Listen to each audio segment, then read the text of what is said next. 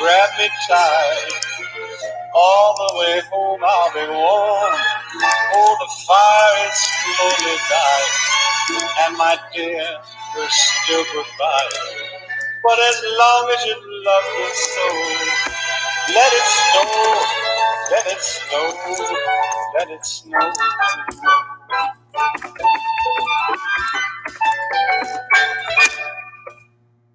All New Stitcher is the easiest way to discover and listen to podcasts for free across iOS and Android. Stitcher gives you access to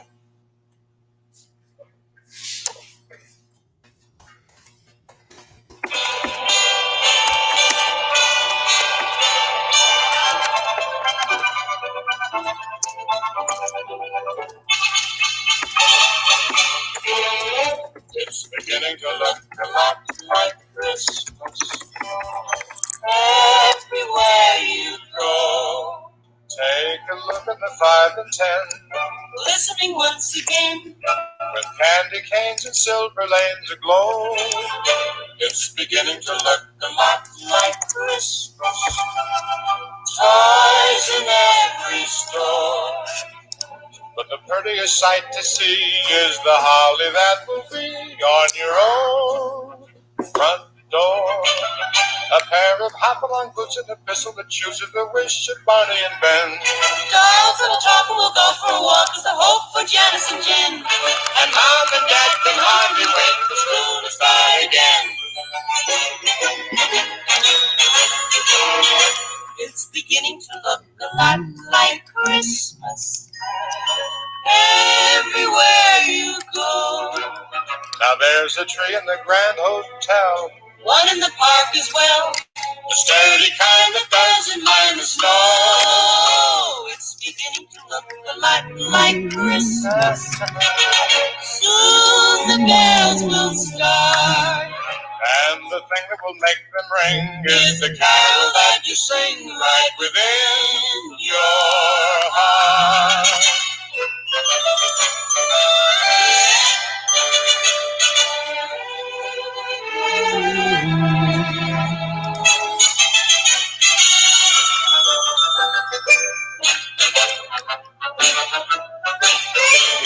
A pair of hop-along boots and a pistol that shoots is the wish of Barney and Ben. Dolls that'll talk and we'll go for a walk is the hope for Janice and Jen. And the Mom and Dad can hardly wait for school to start again. It's beginning to look a lot like Christmas. Soon the bells will start, and the thing that will make them ring is the carol that you sing right within your heart.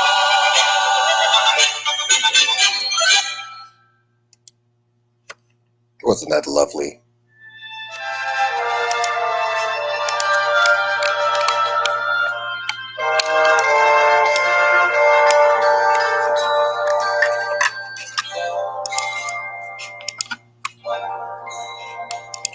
Have yourself a merry little Christmas. Let yourself be light. From now on, our troubles will be out of sight.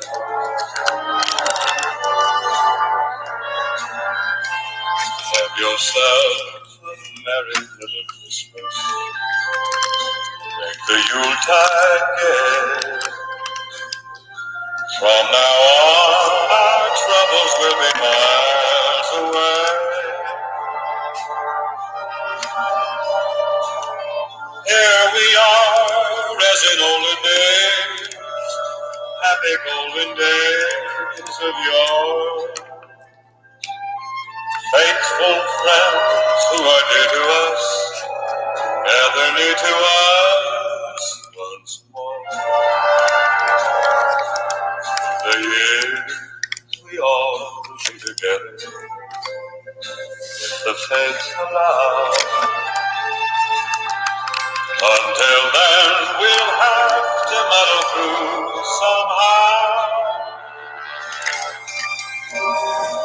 So have yourself a merry little Christmas now.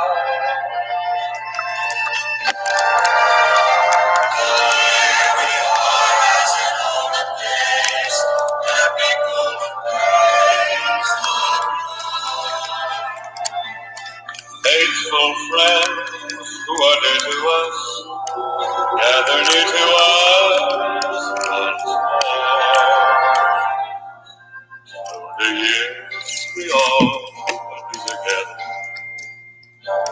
if the fates allow. Hang a shining star upon the highest bough, and have yourself a merry little Christmas now.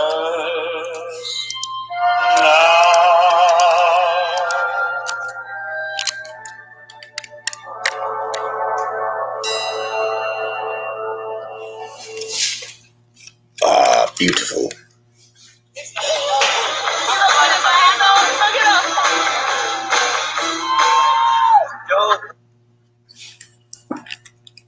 Happy solstice to everyone.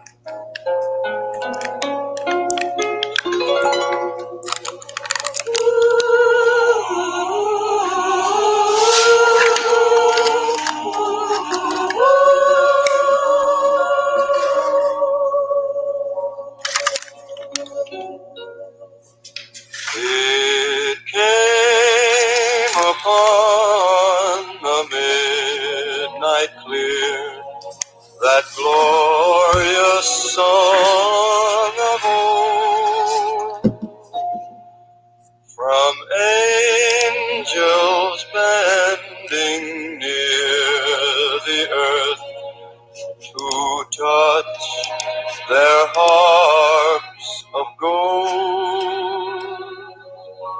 Peace on the earth, goodwill to men, from heaven's all gracious King.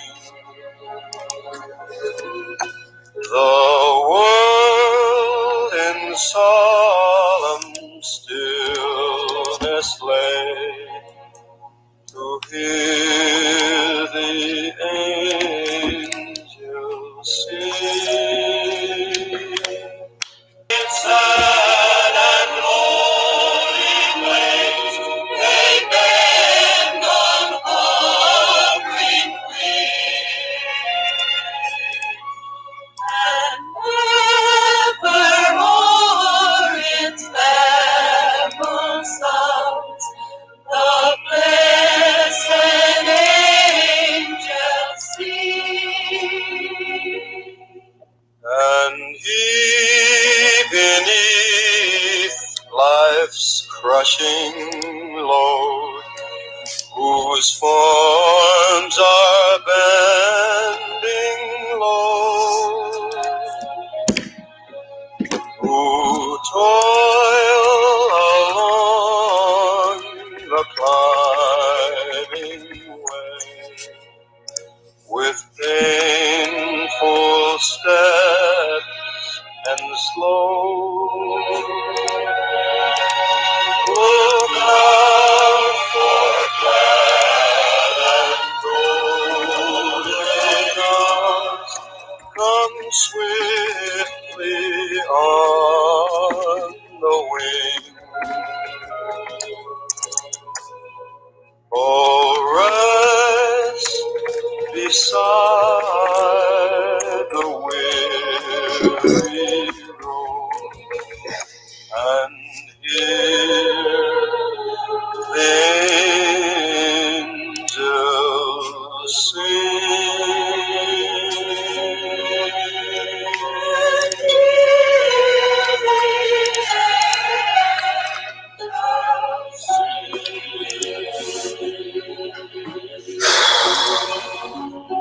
The angels sing. Beautiful. Oh. Heard the Kit. Not that Taylor Swift version, it sucks. Santa baby, just slip a sable under the tree. for me. Been an awful good girl, Santa baby, so hurry down the chimney tonight.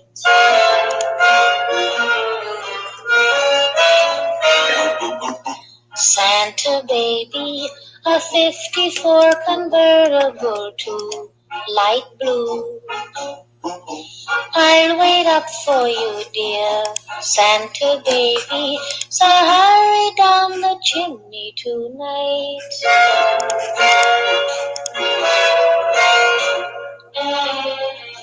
Think of all the fun I've missed. Think of all the fellas that I haven't kissed. Next year I could be just as good if you check off my Christmas list. Santa baby, I want a yacht, and really that's not a lot. Then an angel all year, Santa baby, so hurry down the chimney tonight.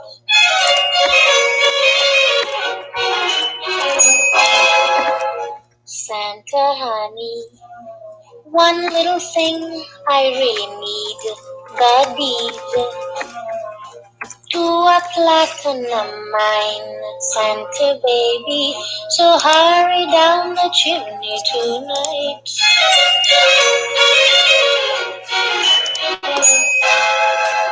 Santa cutie, and fill my stocking with a duplex and checks.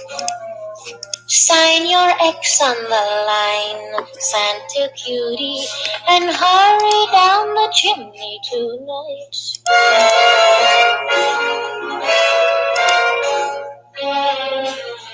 Come and trim my Christmas tree with some decorations bought at Tiffany. I really do believe in you. Let's see if you believe in me.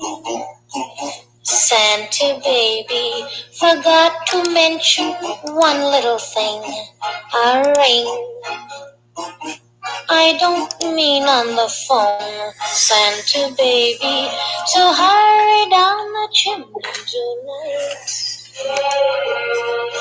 Hurry down the chimney tonight. Hurry. Tonight. The late great Eartha Kitt, singing that song as it should be sung. Now everyone can Bloody do GM ads. employee pricing on most. I'm playing music on my phone because it comes out better on the stream.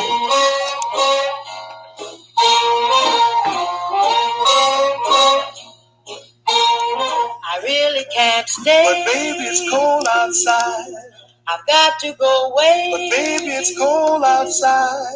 This evening has been hoping that you so drop in. very nice. I'll hold your hands, they're just like My ice. mother will start to worry. Beautiful, what's your And hurry? father will be pacing the floor. Listen to the fireplace So roar. really I'd better scurry. Beautiful, please don't Well, hurry. maybe just a half a drink more. Put some records on while I pour. Neighbors might think, But baby, it's bad out there. say what's in this drink. No cabs to be had out there. I wish I knew how Your eyes are like to starlight break now. the spell. I'll take your hat, your hair looks I swell. ought to say no, Mind no, if I sir. move in At least closer? I'm gonna say that I tried. What's the sense of hurting my pride? I really can't stay. Oh, baby, don't hold out. Ah, but Baby, it's cold outside. I simply must go. But baby, it's cold outside. The answer is no. But baby, it's cold outside. The welcome has been How lucky that you so dropped in. nice and warm. Look out that window at that star. My sister will be Gosh, your lips suspicious. My brother will be there at the door. Waves upon the tropical shore. My maiden aunt's mind is Gosh, your vicious. lips are delicious. Well, maybe just a cigarette more. Never such a blizzard before. I got to get home. But baby, you'd freeze out there. Say, lend me a comb. It's up to your knees out there. You've really been great. I'm thrilled when you touch my But don't hand. you see? How can you do this thing to There's me? bound to be talk Think tomorrow. of my lifelong At least sorrow. there will be plenty implied. If you got pneumonia and I really can't stay. get over that old doubt. But it's cold outside. Well, good morning, Mr. Luenzo. How are you today? Welcome to the show. Is the Christmas music okay? Can you hear it? Does it like break in and out, or is it really bad?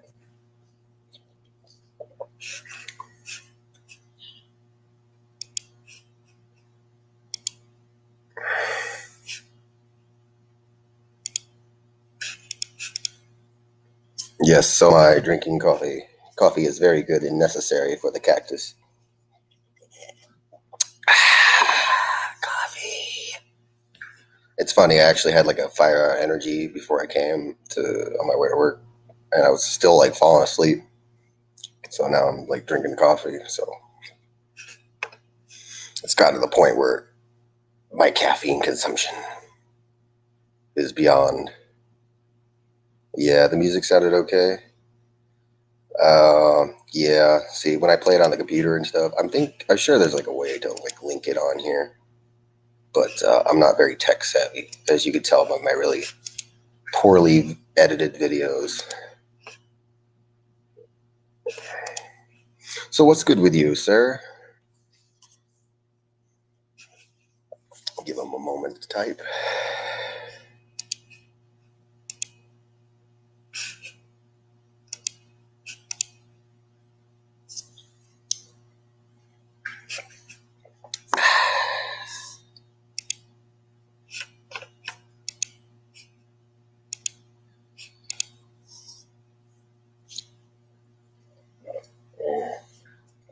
Yummy coffee. Coffee is so delicious.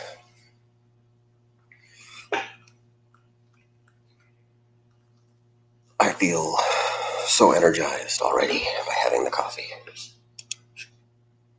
Coffee, cactus, coffee.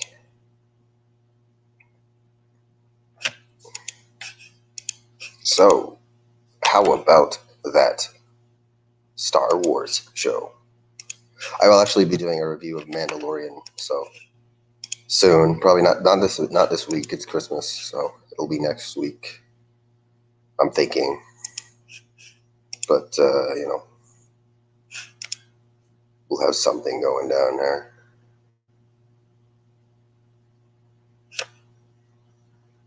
Oh boy, we still got lots to talk about, but we don't really have much people. We have Lorenzo here. He's in the chat. He's hanging out with us. We're having a good day. I've seen a couple of episodes. I don't have Disney Plus. I don't really want to. I did have it for a little bit. I watched a couple of like the first episodes, but yeah, everybody says it's good. Give it a chance and shit. But it's like, I don't know, man. I think I'm done with Star Wars for a bit. I mean, I like Star Wars. Don't get me wrong, but like, I don't know. I did see. I'm not gonna spoil it, but the ending of the season finale.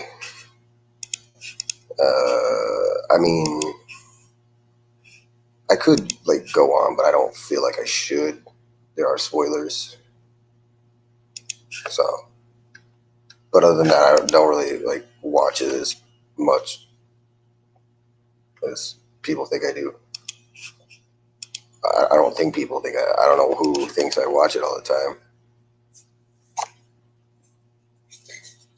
Yeah, something about The Last Jedi just left a permanent bad taste in my mouth when it comes to Star Wars. I mean, okay, Solo was decent. It could have been better. It really could, but it was, for what it was a lot decent. It was a lot better than The Last Jedi, that's for sure. that's not saying much. A lot of things are better than The Last Jedi. The Star Wars Christmas special is better than freaking not Return of the Jedi, The Last Jedi. Return of the Jedi is actually my favorite Star Wars. I know I'll probably get a lot of shit for it, but you know what? It is what it is. Just the one I like the best. Oh, what's this about a conjuncture of planets? There will be Saturn and Mars and Jupiter. No, just Saturn and Jupiter, I think. I don't know. Will Mars be part of it? Mars, I don't think so. I think it's just the 2 planets. It's going to be today. Everything thinks it's, a sign.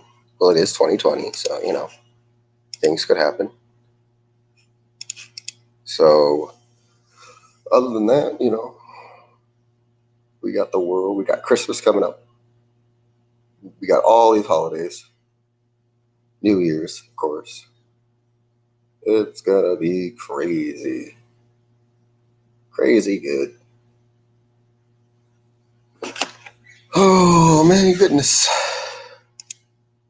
So, hey, Lorenzo, what would you like me to do a review on eventually, one of these days?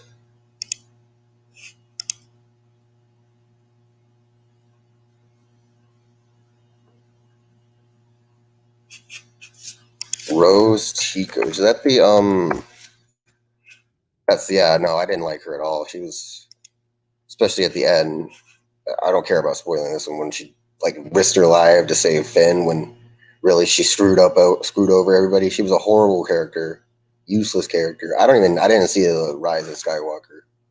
So I don't know what significance her character is in that movie, but she does not seem necessary in this movie.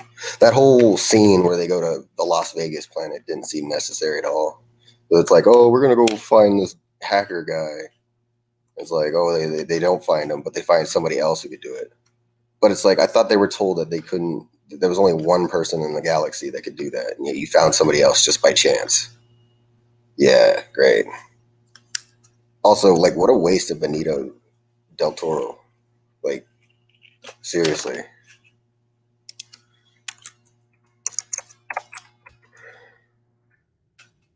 Benicio. Rose, yeah. It's like, she risked her life to save Finn when really Finn was risking his life to save everybody. So basically, she screwed everybody over just because she was in love.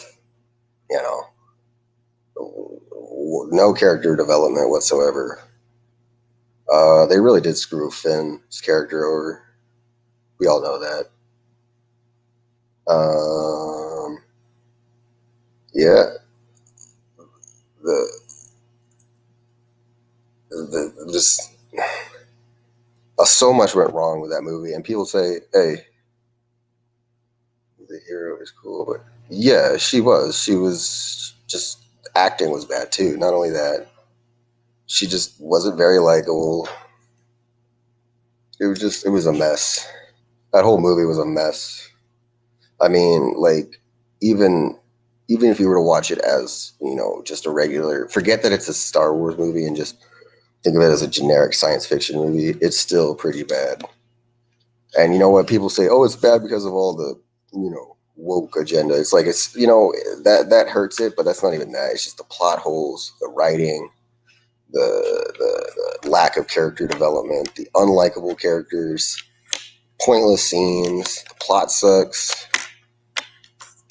It's just you don't even need to discuss anything social justice or anything like that to say that this movie is bad. It's just bad. It's unnecessary. Oh, not to mention how they treated Luke Skywalker. Like, come on, man. He's much cuter and more charismatic. Yeah, I mean, I don't really. I forgot who she is. I know that people harass her, which isn't right. I mean, you shouldn't harass an actress if a movie is bad. So like, whatever. Don't just tell it to like the director. Tell it to the studio. She doesn't want to hear it. She was just there. She was just doing what she was told. Cuter and more charismatic. I don't remember her name though. Well, I mean, in a way, R2D2 is maintenance. I guess so is C3PO, but they're like the droids. So I mean, I don't know if it's different.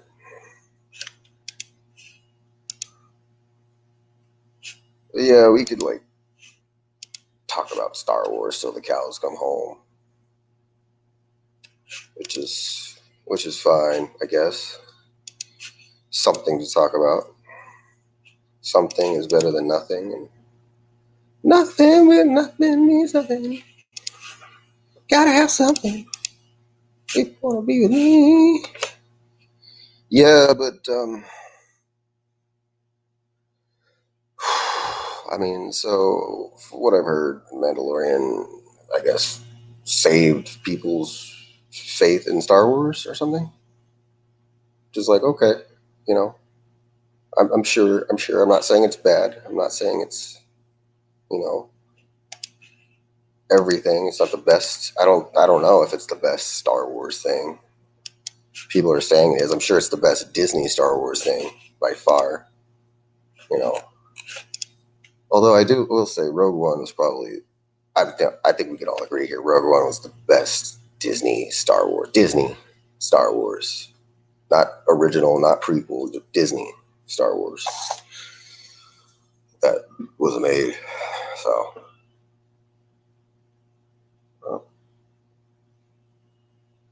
I'll be right back. I think I hear my car alarm going off. I'll be right back. I'll put on some more Christmas music for y'all.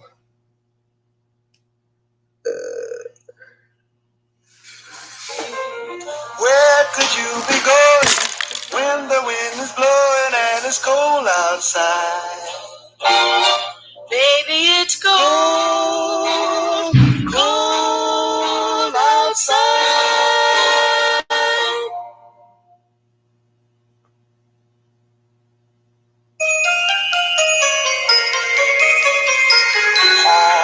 Out the holly, put up the tree before my spirit falls again. Fill up the stocking, I may be rushing things, but deck the halls again now. For we need a little Christmas right this very minute. Candles in the window, carols at the spinet. Yes, we need a little Christmas right this very minute. It hasn't snowed a single flurry, but Santa dear, we're in a hurry. So climb down the chimney, put up the brightest string of lights I've ever seen. Slice up the fruit cake. It's time we hung some tinsel on that evergreen bough. For I've grown a little leaner, grown a little colder, grown a little sadder, grown a little older, and I need a little angel sitting on my shoulder. Need a little Christmas now. All out the holly, haven't I taught you well to live each living day? Fill up the stocking, whatever make it's that week at Thanksgiving Day now. But we I'm back, but I actually like that song, so I'm gonna let it play. need a little Christmas right this very minute. Candles in the window, carols at the spinet. Yes, we need a little Christmas right this very minute. It hasn't snowed a single flurry, but Santa dear, we're in a hurry. Climb down the chimney. It's been a long time since I got the liberty. Slice up the fruitcake.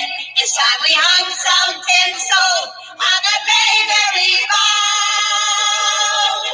For we need a little music, need a little laughter, need a little singing, ringing through the rooter, and we need a little something happy ever after. Need a little Christmas now.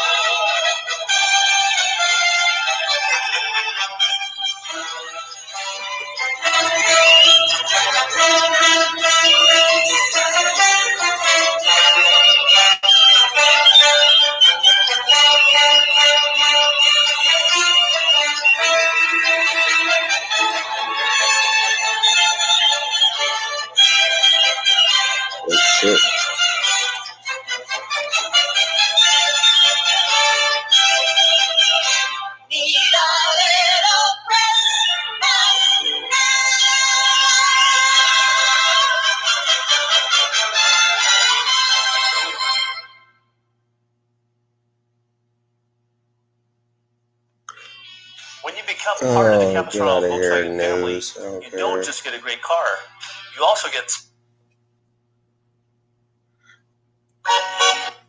We actually do have some breaking news. Apparently, on Hawaii's Big Island, Kilauea just erupted. Last time I did this was actually 2 years ago, where it flowed. Apparently, this does happen though. The Big Island on Hawaii is a active volcano. That's why I would never want to live in Hawaii ever. That and it's tsunami could happen, and all kinds of stuff. It's so dangerous. I mean, yeah, I know it's nice and for a vacation, but still, it's an active volcano, man. Plus, Hawaii's overrated. Can we be real? Hawaii is so overrated. So you get there, you see the brochures, it's all beautiful and nice, and then you get there, it's everything's all dead or it's all foggy, and you go to snorkeling, you barely see any fish. It's crazy. It's overrated. A 5-hour flight for what? So, I mean, granted, I wouldn't mind going to Hawaii, but not right now. But at the same time, I'd rather go somewhere a little nicer, a little more exotic.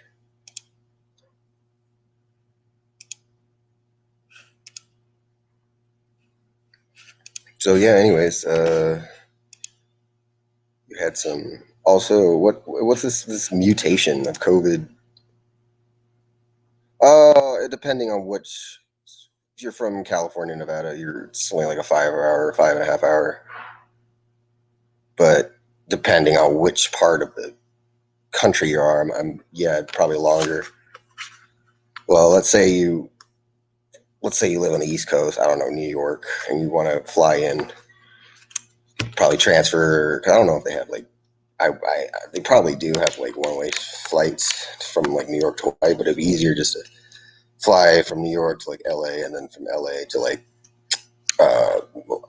whichever island you plan on going to in Hawaii. Yeah, it's about 5 hours, 5.5.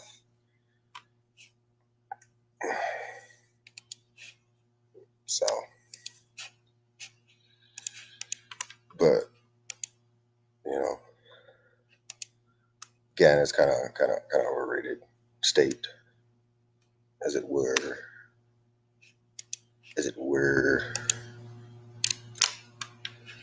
Now, Nevada is a great state. We must be part of the Nevadian Union. Oh man. So yeah, I had to leave. My car alarm was going off. I'm surprised I could even hear it. I'll be right back. I think actually. No worries, Lorenzo. I'm trying to wake up myself, letting that coffee come in. No worries. It's early. It's just I have work early, and so my phone, only way I could access my computer is work computer, because I don't have a computer at home, only a phone. So yes, but no worries, Lorenzo. It's all right. It's pretty early. I don't know if you're on the West Coast or not, but it's probably a little later where you are, I guess, but not as much. Oh, hold on. I don't hear my car. I hear somebody walking. So once again, I'm going to put on. I'll be right back.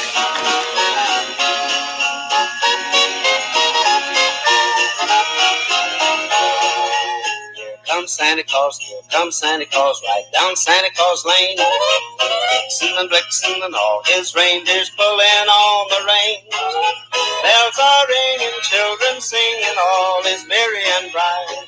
So hang your stockings and say your prayers, 'cause Santa Claus comes tonight. Here comes Santa Claus, right down Santa Claus Lane. He's got a bag that's filled with toys for boys and girls again. Hear those sleigh bells jingle, jangle, oh, what a beautiful sight. So jump in bed and cover your head, 'cause Santa Claus comes tonight. Santa Claus coming soon. to a theater near you.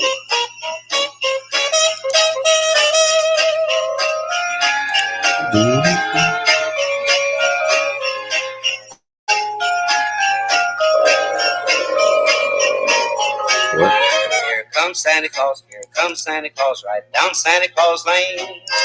He doesn't care if you're rich or poor, he loves you just the same. Santa Claus knows we're all God's children, that makes everything right.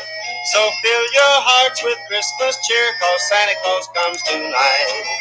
Here comes Santa Claus, right down Santa Claus Lane. He'll come around when chimes ring out that it's Christmas morn again. Peace on earth will come to all if we just follow the light. So let's give thanks to the Lord above, cause Santa Claus comes tonight.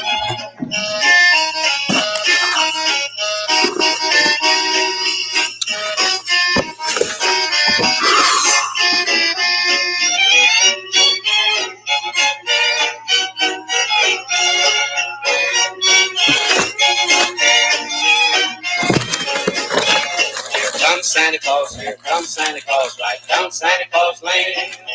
Blitzen and blitzen, all his reindeers pulling on the rein.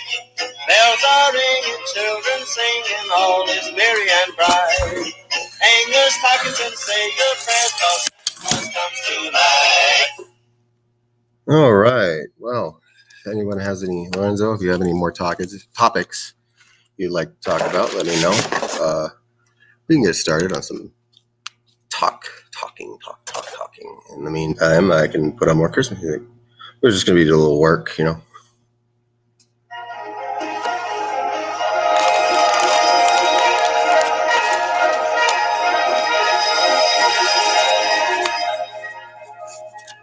Snow, it won't be long before we'll all be there with snow.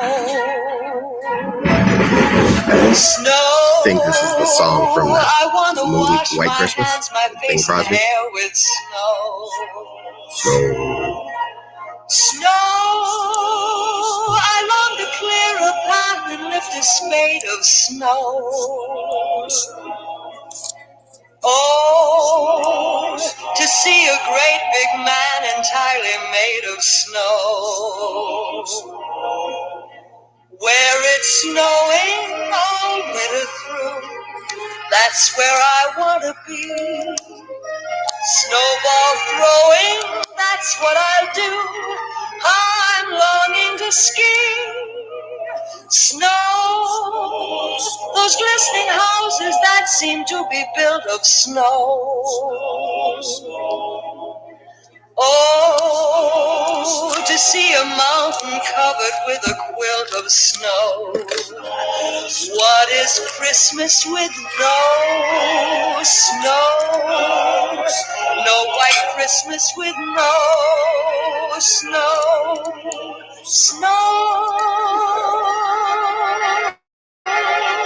Snow at Christmas doesn't happen on this side of the planet.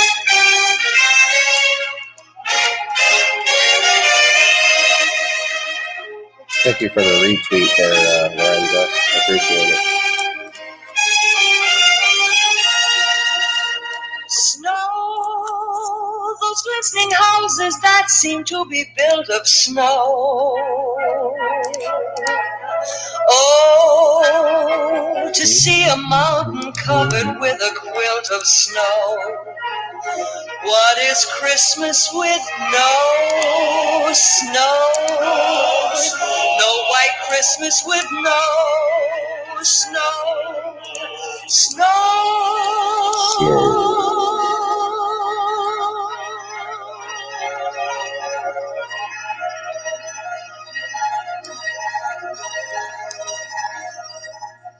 Who gets snow where they're at?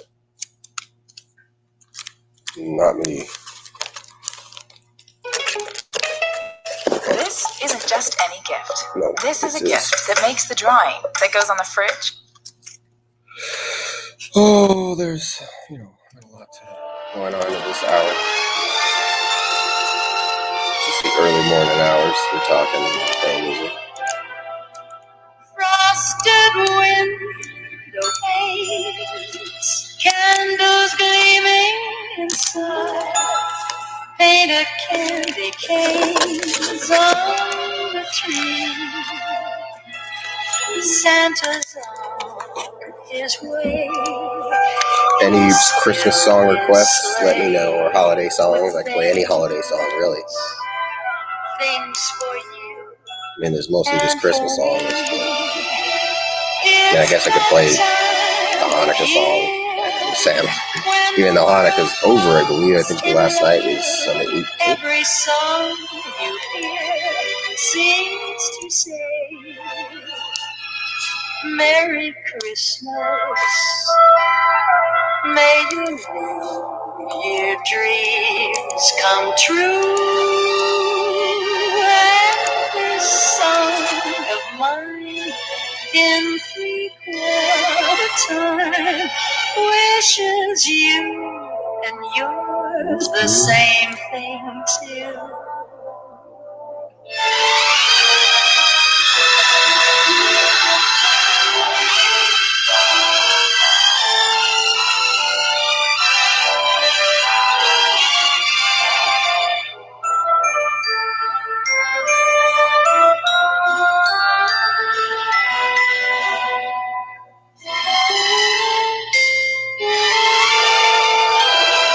It's that time of year when the world falls in love. Every song Never heard of this Christmas song before. seems to say, Merry Christmas. You know, sometimes when you're listening to a song, but you think it's the song that's originally in your head, or the song that you think it is, but it's not, and you're just like, oh, fuck it, damn. Snow is pretty to live, but yeah, I mean, it's been a while since I've seen snow, like actual snow. God, I can't remember the last time. Probably like 2000 actual snow. I don't know, probably like a couple years ago. But yeah, it is very, very, very beautiful, but also a silent killer, a chiller, as it were. Silent chiller and killer. Oh, one of my favorite Christmas songs. Actually, I should do it like a top 5 list one of these days, or I guess now, because it's not going to be relevant by the time next week comes around. So some of my top 5 favorite Christmas songs. Number 5, I really, really like the one, the Heat Misers. So it's from the I'm Mr. White Christmas, I'm Mr. Sun. That one's one of my favorites. I love that one. It's from a movie. I don't know if it's an official Christmas song. I just know that it's played a lot. It should be. There's a lot of like songs that aren't official Christmas songs. You know what I mean? Like the Grinch song, which should be a Christmas song. That's actually number 1. I'm just gonna spoil it now. Number 4, jeez.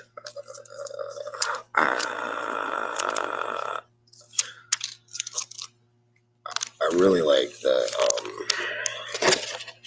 Hark the Herald Angels Sing. It's a song that's a Christmas song, you know, that's actually about Christ.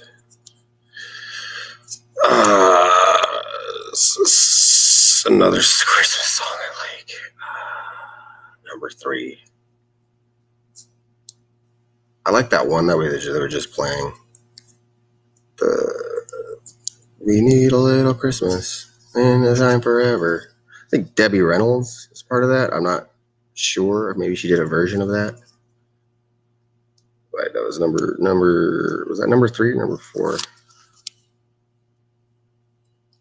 No, that was number 3. Number 2, there's one like Please Come Home. I forgot. It's like Christmas time, Please Come Home. And then, of course, number 1 is the Grinch song. Oh, I'm really bad at these lists. Really, really, really bad at making like top 5 lists and top 10 lists, especially when they're not prepared, when I don't have any time to like get them ready. Oh, yeah.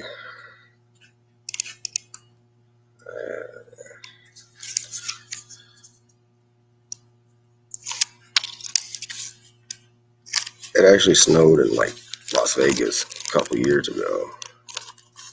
What's that? What is or isn't Christmas? Die Hard's a Christmas movie. I mean, you know, it's not a traditional Christmas movie, but it's takes place around Christmas. It takes place around Christmas, but it isn't your stereotypical Christmas movie. It's definitely it's more of an action movie for sure. But, you know, because it takes place during Christmas, I guess you can technically classify it. Apparently, this is just what I've heard, that Nightmare Before Christmas, despite being about both Halloween and Christmas, it's actually a Thanksgiving movie, I guess, according to Tim Burton. So that's something else, I guess, which, I mean, you know, sure, why not? List videos sometimes get a lot of clicks, but are a little, it's just like, I think they're overdone, you know. I feel like if I were to make a top 5, top 10 somewhere out there, it already would exist. But, you know, I feel like there has to be some qualification for a Christmas movie to be a Christmas movie. But like, say, you know, you had your streaming service and you organized your movies, I would not put Die Hard with the Christmas movies. I put it with the action movies. But if I wanted, you know, I'd probably like, you know, list it during the holidays. So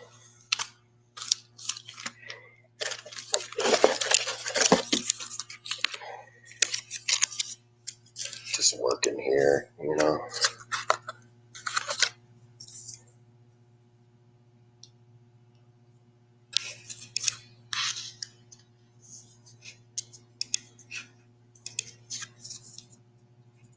So it's like whenever I make like in my head a top 5 something, I always think of one that's not on the list. I'm just like, damn, where do I put that? They're tied. What's going on?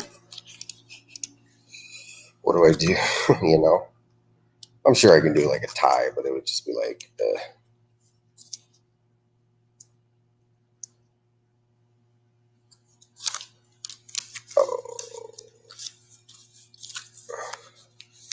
oh yeah, what you having for breakfast there, Lorenzo?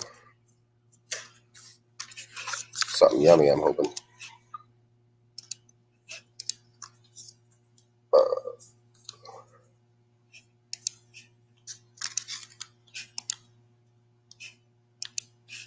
Lorenzo is making breakfast, the most important meal of the day by far.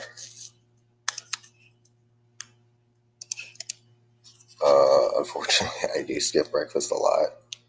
I don't know why. I'm just not really hungry in the mornings. I don't get hungry till later on. So, but yeah, I'm sure it's not good. Kind of like an egg McMuffin. Oh, okay, cool. Yeah, making your own breakfast sandwich there. Sounds good. Sounds good, you know. Also want to talk about the McRib now that you're talking about a McMuffin, just to change subjects here. McRib's not all that. All right. You can get like a even better sandwich at like an Arco gas station. It would taste better and for cheaper too. So, you know, make a rib sandwich. Jeez.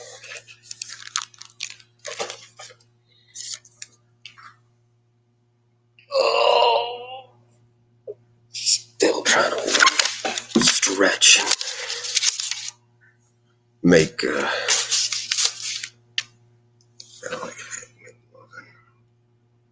play some more Christmas music in the meantime. May your New Year dreams come true. And this song of mine in 3/4 time wishes you and use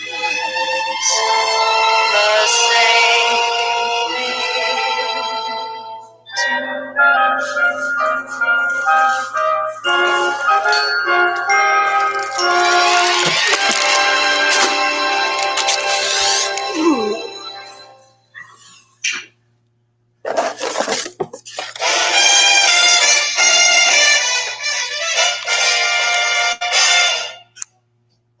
Mr. Kringle is soon gonna jingle the bells that'll tingle all your troubles away.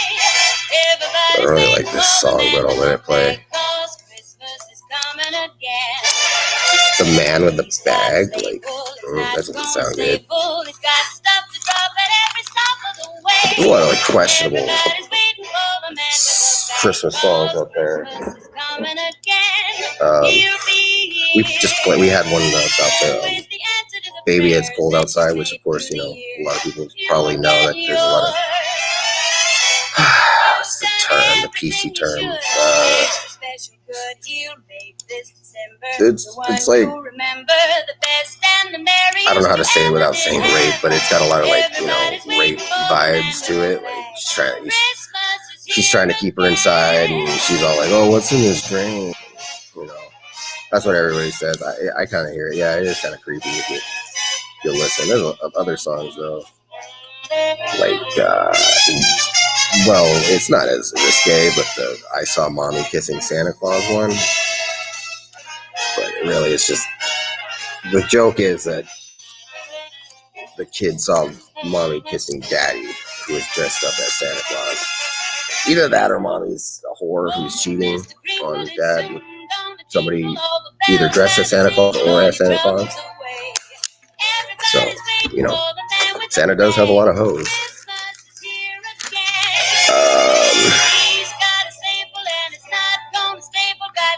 It's another one that's kind of, well, it's like a lyrics. What is it? Winter Wonderland. It's like they're talking about the snowman. He's like, in the meadow we can build a snowman. And it's like, we'll ask, are you married? He'll say no, man.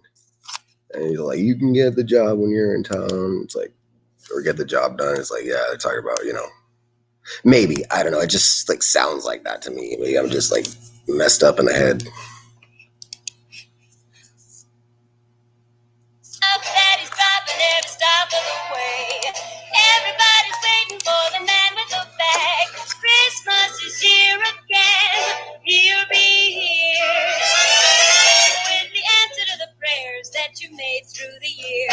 You'll get yours if you've done everything you should. Special good you'll make this December, the one you'll remember, the best and the merriest you ever did have. Everybody's waiting, they're all congregating, waiting for the man with the bag.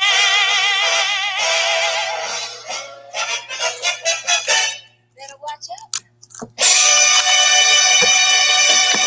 Yeah, you better watch out for the man with the bag. No. Oh, speaking of Star Wars, is that Squadron game? I feel like they're like overdoing Star Wars, like, yeah, more than they would usually do.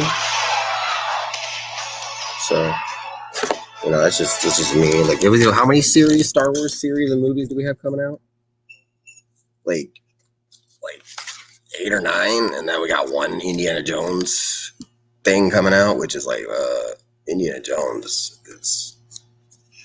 I wouldn't say he's dead. You could probably bring him back, do something else with him. I'm not talking about Harrison Ford, of course. I'm talking about the character. You know, God watch over Harrison Ford, please. But I don't know.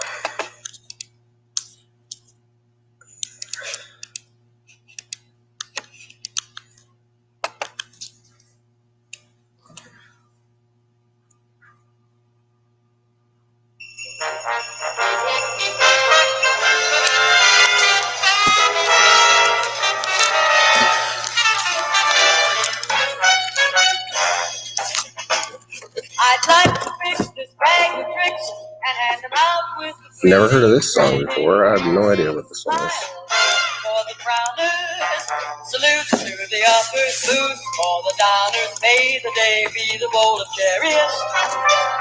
And to all the merriest, hope you swing during the season. Hope the days go great. Hope you find plenty of reason the whole year long to celebrate. Well, not this year, but not for anybody. Nobody's celebrating a lot. What happened this year? To you, the merriest.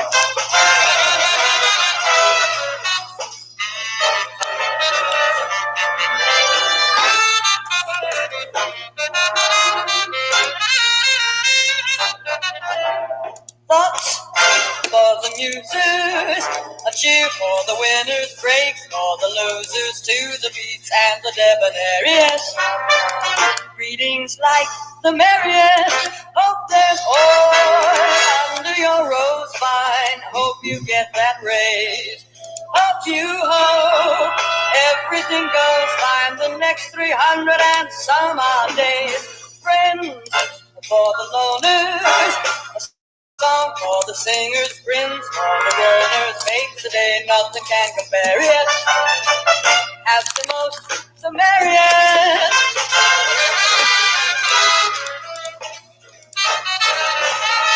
At the most, the merriest. Oh, are you talking about the Jimmy Dean's, or you're making your own from scratch? Because, yeah, I know what you're talking about. The Jimmy Dean sausages. What I do is I just, like, wrap them up. So, like, the heat stays within the napkin. But, yeah, I hear you.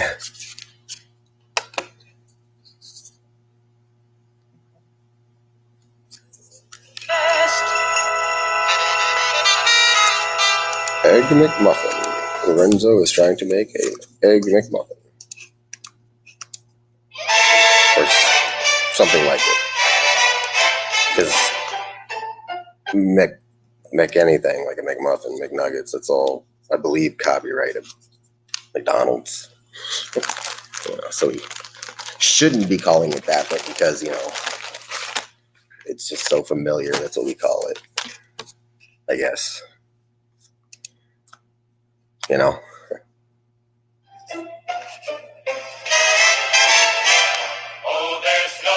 This is a good one, too. No matter how far away you roam, when you pine for the sunshine of a friendly gaze. Yeah, those Jimmy Dean sausages, they're good, but they're kind of like a pain. I'm Jimmy Dean. Met a man who lives in Tennessee, and he was heading for Pennsylvania and some homemade pumpkin pie. From Pennsylvania, folks are traveling down to Dixie's sunny shore. From Atlantic to Pacific, gee, the traffic is terrific. Oh, there's no place like home for the holiday. And we have just passed our first hour. So, yeah. It's already been an hour. It's probably going to cut out either 9, probably 8. I don't know. We'll see. For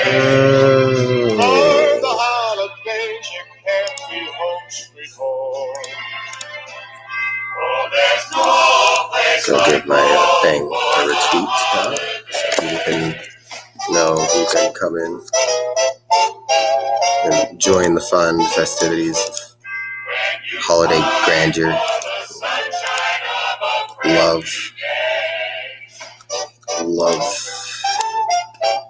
around the holidays and stuff.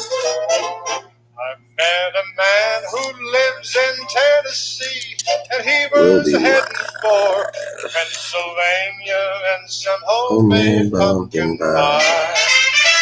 From Pennsylvania, folks are traveling down Dixie's sunny shore. From Atlantic to Pacific, gee, the traffic is terrific. Oh, there's no place like home. think I hear something. I think I hear someone. Possibly not. I don't know. I'm probably just these olds. Yeah. I mean, yeah. In a way, they're very, very old school.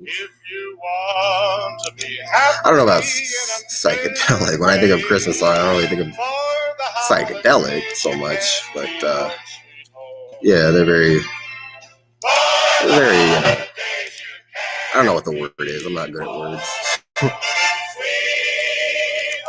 Definitely nostalgic, obviously.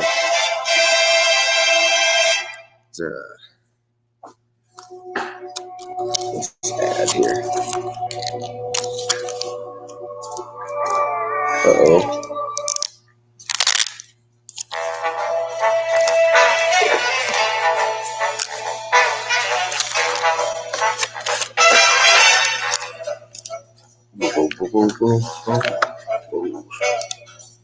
Drops on roses and whiskers on kittens.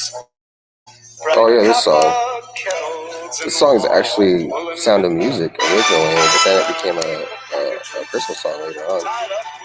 Or they affiliated it with a Christmas song. So,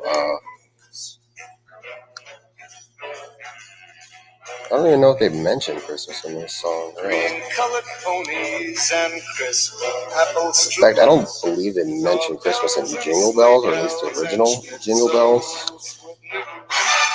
I think it's actually technically not a Christmas song, it's a winter song, but since Christmas is winter, it's like, well, what are you going to do, right?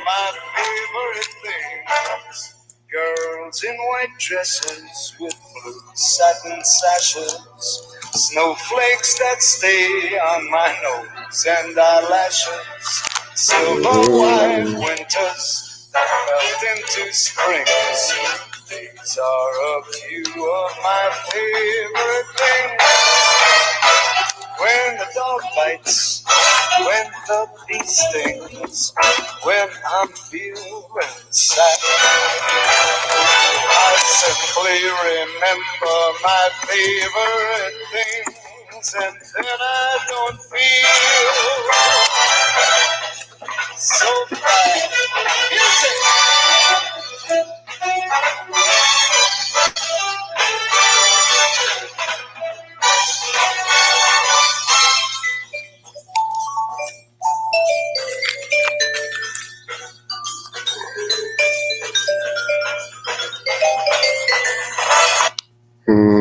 How so?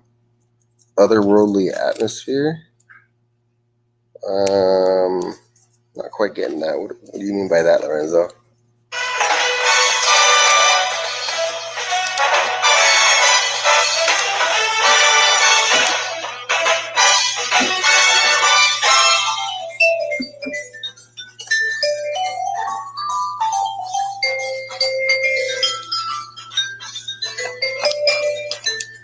Girls in white dresses with blue satin sashes, snowflakes that stay on my nose and eyelashes, silver white winters that melt into springs.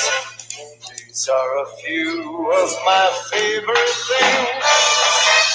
When the dog bites, when the bee stings, when I'm feeling sad. Do you mean like these songs put you in a mood or like an environment? And then I don't feel so bad.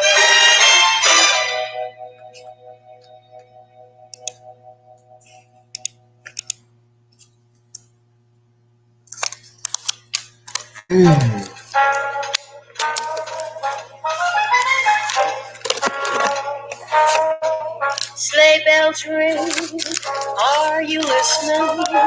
Oh, yeah, okay, yeah. Snow is glistening, a beautiful definitely, you know, like we're happy old school, you know, like stuff you would hear. You know, I'm not hearing any of the newer stuff, which is fine because the newer Christmas songs suck. Yeah. And so, like, kind of like a warm, Christmas mood. Yeah. So there's that. There's this song that's like got that questionable lyric. Pretend that he is Parson Brown. You say, are you married? We'll say no, man. But you can do the job when you're in town. See, that lyric is like, you can do the job. Like, what are they we'll conspire suggesting something? Like, they can do it? Or just get married? I don't know. The plans that we made, walking in a winter wonderland. Boy, howdy. Are you listening? Snow is glistening, a beautiful sight. We're happy tonight, walking in a winter wonderland. In the meadow we can build a snowman, then pretend that he is Parson Brown. He'll say, are you married? We'll say, no, man. You can do the job when you're in town. Later on, we'll conspire as we dream by the fire to face unafraid the plans that we made. Walking in a winter wonderland.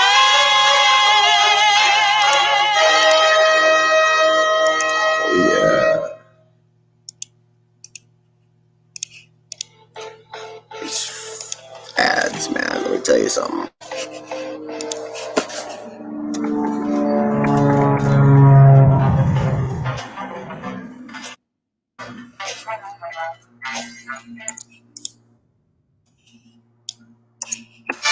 One second.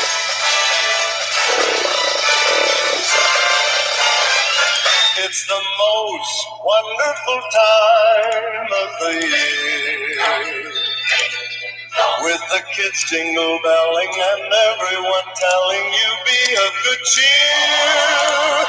It's the most wonderful time of the year. It's the happiest season of all. With those holiday greetings. I don't know if we already heard this song. They might be repeating a lot, but it is what it is. I'd rather hear this over and over again than the All I Want for Christmas Is You song, the Mariah Carey song. It's probably one of my least favorite songs, mainly because it's just overplayed. It's not like it's a bad song, it's just they play it all the time. It's like, so obnoxious. Wonderful time of the year. There'll be much mistletoeing and hearts will be glowing when loved ones are near. It's the most wonderful time of the year.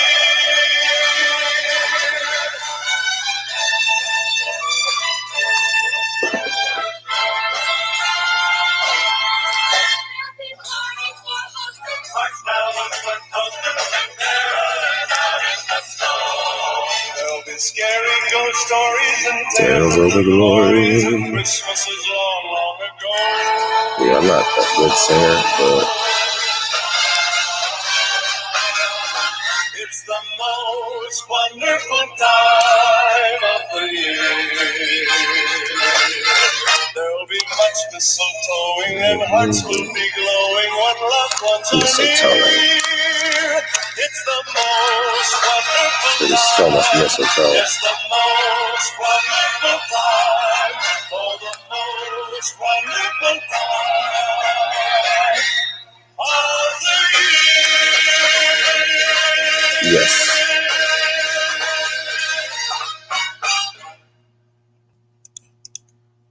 Beautiful. Another beautiful song.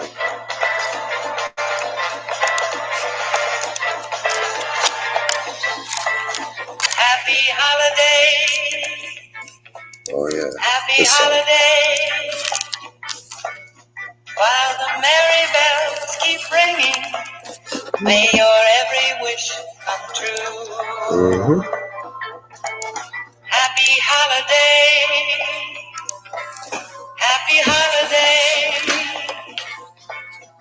May the calendar keep bringing happy holidays to you.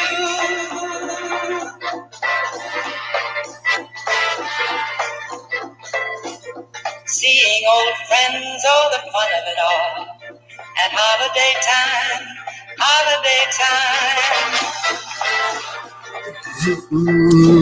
presents and goodies and everything fine. At holiday time,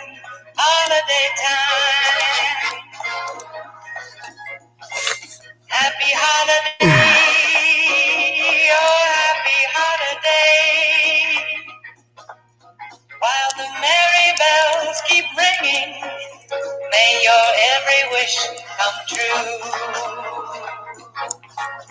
Happy holiday. Happy holidays. Happy holiday. May the calendar keep ringing. Happy holiday to you. Merry Christmas. Merry Christmas to Happy you. holiday. Happy holiday. Uh-oh. Happy holidays, indeed. Oh, if you're wondering why there's ads, it's because I'm playing music on my phone so you can hear the music better. If I play it on the computer, it's just not going to be good. Shoot. What's wrong? I think I'm down to my last inhaler. Don't worry, you can Some refill it and get it to ads I can't using the skip, pressure. some I can. I'm going to skip that one.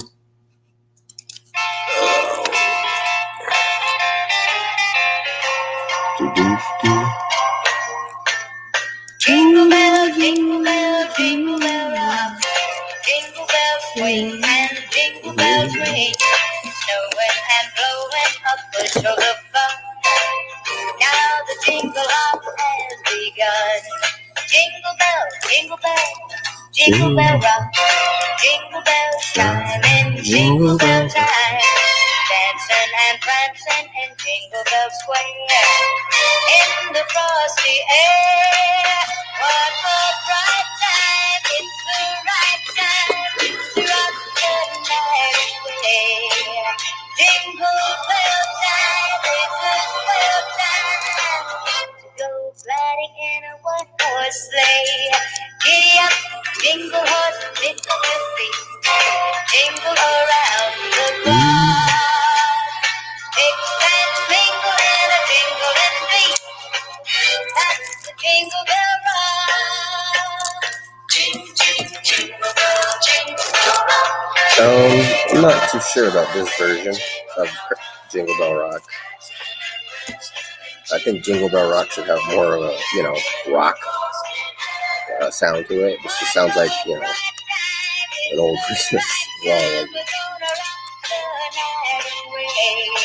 I mean, it's got a little bit of like a jazzy, not like Motown. What is it? Rockabilly, rock or something. Not too much, but I'm just saying. But I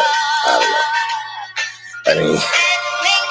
I mean, I'm sure it exists, but can you imagine this is like a heavy metal song? It's like, that's a jingle bell. That's a jingle bell. Like screaming out. Crazy.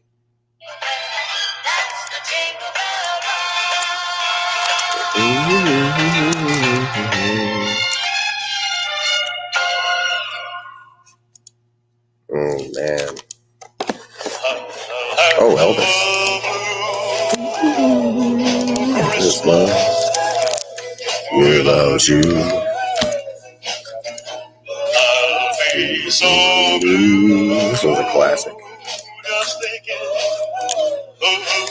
Without you. Sad Christmas song. Why are people sad during Christmas? I'm sure there's reasons,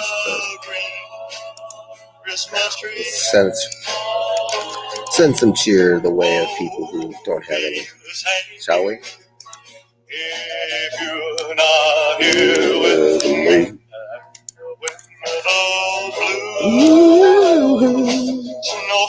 definitely, yeah, exactly. It's like one like screamo. I'm sure it's been done. There's like death metal, Christian rock, death metal, folk music, all kinds of stuff. The genres just don't end. They ever expanding genres of songs. So much going on. Oh man.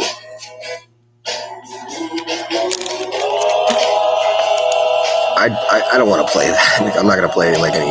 I'm not even try to find it because it's like, no.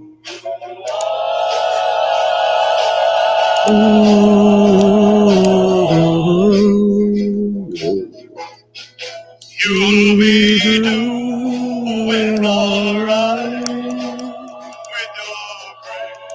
Oh, that's crazy. Have a blue Christmas.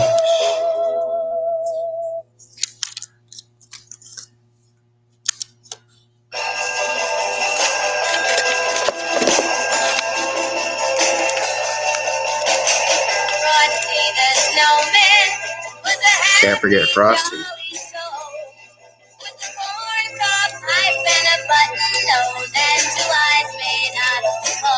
That I wouldn't mind hearing a death metal version of Frosty, actually. That would be pretty funny. I don't know why. That or like Rudolph. That would be funny.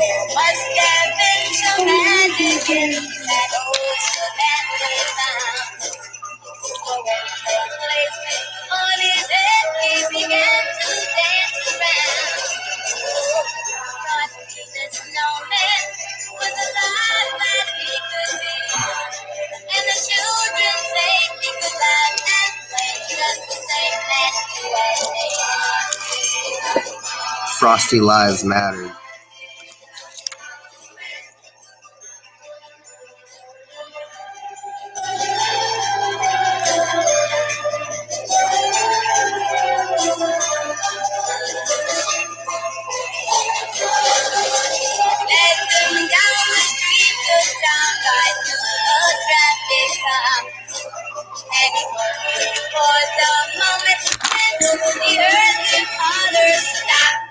Ooh.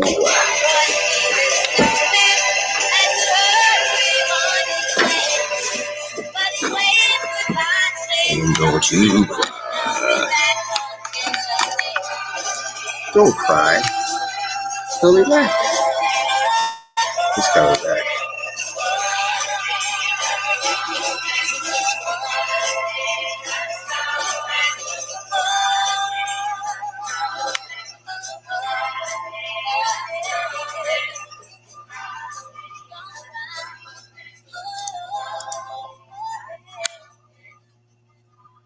Frosty.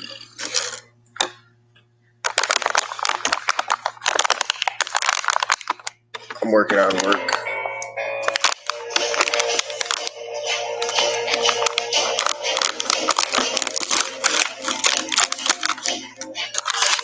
Really?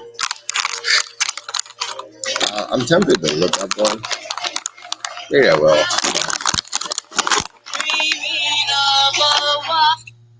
Let me see. Death. Can you recommend me one, actually, Lorenzo? If you have time or the ability to.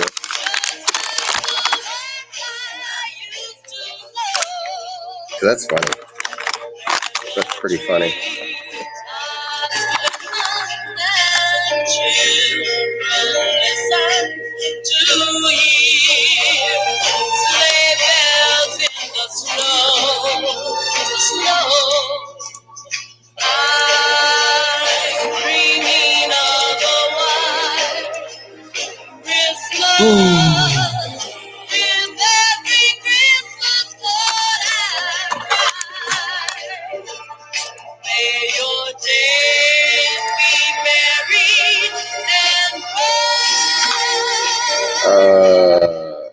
Okay.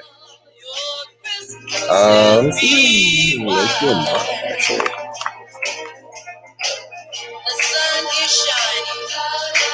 Let me make you a mod real quick.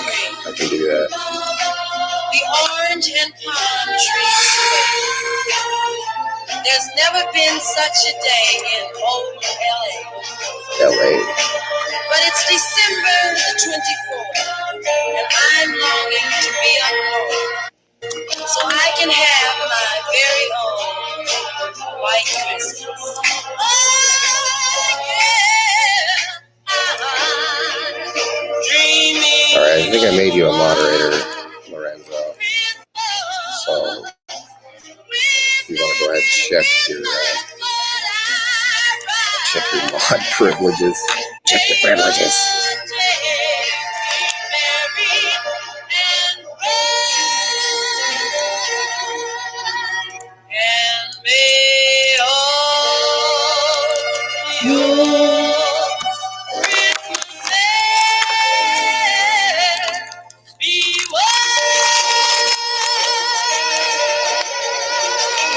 Nigel will never join, so I'd make him a mod, but he's never here. For Lorenzo, you should be a mod now. If not, I'll try to fix it again.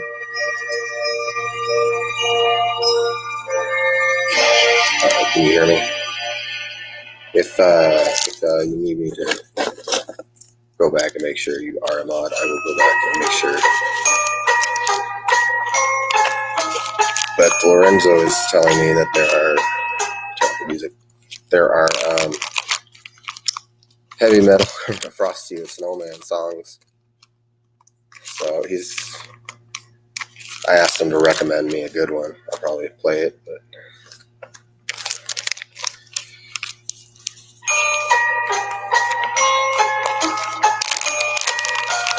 Dashing through the snow in a one-horse open sleigh, o'er the fields they go, laughing all the way. you don't see it.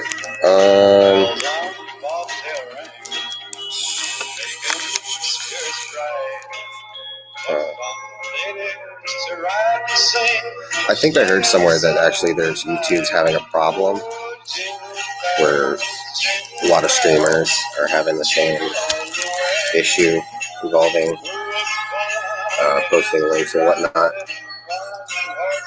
So, jingle bells, jingle all the way. Oh, what fun it is to ride in one-horse open sleigh.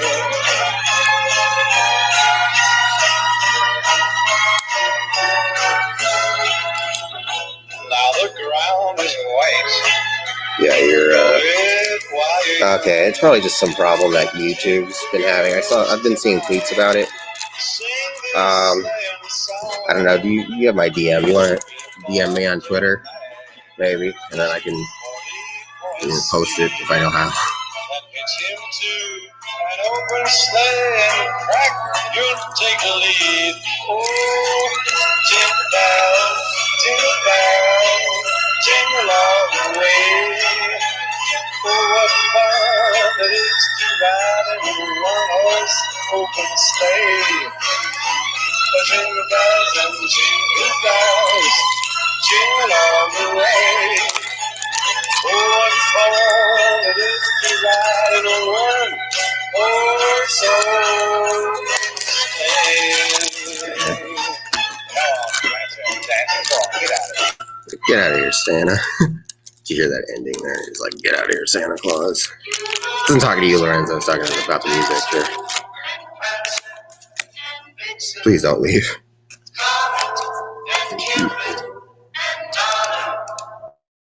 There we go.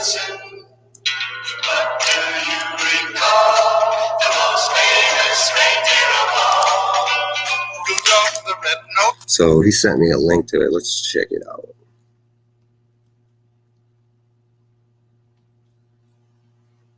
Frosty the Snowman Full Metal version. Oh man, this is gonna be good.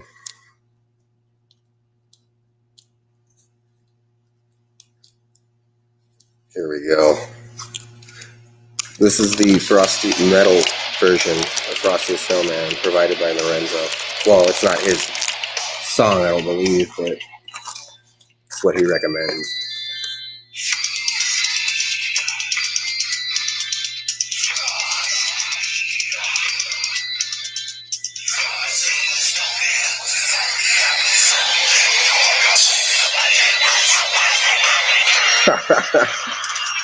Oh man.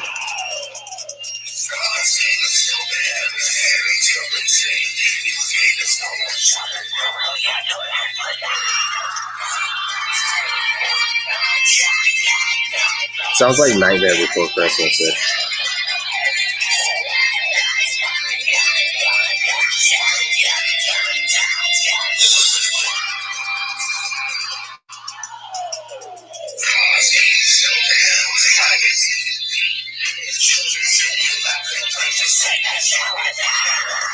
Wow.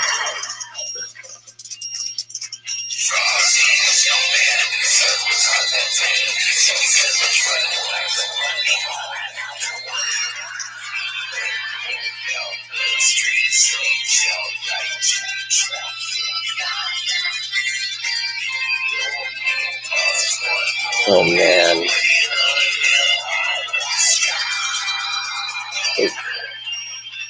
I wouldn't be surprised if there's like a metal version of every song out there. You know.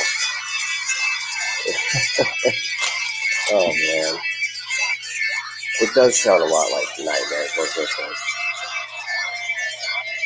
For some reason. Probably because I'm thinking of that Marilyn Manson version of This Is Halloween. That's what it reminds me of. Does he just do that song, or did he do that whole like soundtrack? I just know that a bunch of like other like artists did their covers of the Nightmare Before Christmas soundtrack.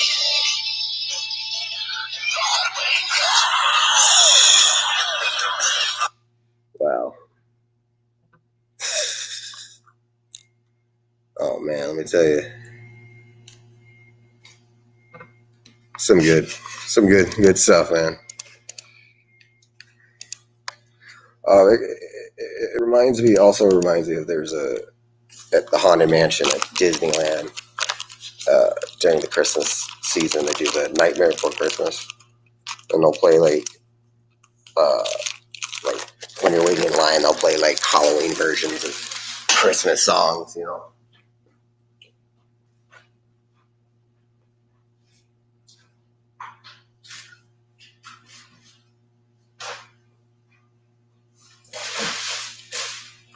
So that's always fun to hear. They're not metal, though, obviously not, because it's Disneyland. They're not going to have metal screamo music while you're waiting in line for a Christmas-themed Haunted Mansion. It's going to get to the point, though, speaking of like holidays at like theme parks, or like Disneyland or Disney World, it's going to be to the point where like Disney is going to start doing stuff like during Halloween, like mazes. I bet you. Especially after COVID, I feel like now after the lockdown, they're going to try a lot more different stuff, like daring new stuff, just to get some money back that they lost this year. And so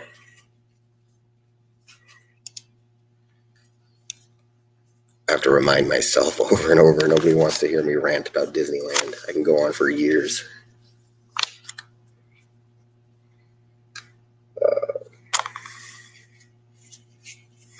Let's play some more Christmassy music. Well, they've updated it. I mean, they haven't like changed it severely to the point where it's like they ruined it, but they have updated some things. Like when the movie came out, right? The movie that flopped. The lady in the head, her name's Madame Leota, the one that talks to you in the crystal ball. She didn't used to float because of the movie. In the movie, she floats, so now they have like her on string and she's just floating around and stuff. They also added the Hatbox Ghost, which was actually originally planned for the attraction when it first came out, but because they could never get the effects working, they just said screw it and decided not to have it. But now they, later on, they decided to add it in because the technology got better. But yeah, mostly subtle things. It's not like Pirates of the Caribbean where they changed it in such a drastic way. Obviously, because the movies were so successful, they put in like Jack Sparrow, whatnot. But they also, redid the Buy a Bride thing, which, I mean, not to sound sexist, but that's what they did in pirate times. It's historical. You can't just change history just because, some people are offended by it. According to a lot of people, that's their favorite scene, Also, they're also going to change Splash Mountain, because it's the movie based on, or the ride is based on an old movie about slavery, Song of the South, which is banned, by the way. You can't really watch it. You have to stream it somewhere else, but Disney does not release it. They ban it. So it's like, why would you have that then as it's like a top tier ride? A lot of people have no idea what the Song of the South even is, so they just go on and like, what the fuck? Well, one thing I say though, yeah, you might as well. That's one that doesn't bug me. I just hope they keep the Zippity Doodah song in there. No, the pirates still loot and pillage and stuff. Oh, well, yeah. Yeah, right. But no, they've changed other things. Like they used to have during the scene, there's a scene where they're all chasing women. They actually switched it to where the women chase the pirates. But yeah, going back to the Haunted Mansion, what they do actually during the holidays, I think they believe they begin during Halloween, is they redo it and make it all Nightmare Before Christmassy. Add Jack and the Sally and the Oogie Boogie and all that stuff. It's actually pretty cool. I actually do like it a lot. I like it a lot better. I like it a lot better than the normal Haunted Mansion, because I feel like the Haunted Mansion, just as is really boring. Controversial statement, right? Same with Pirates. You're just sitting there. There's one hill and you're just sitting there. It's like the music though. Can't beat the music. Yo ho! I should probably play some of the. I know that the soundtrack for that ride is the Haunted Mansion.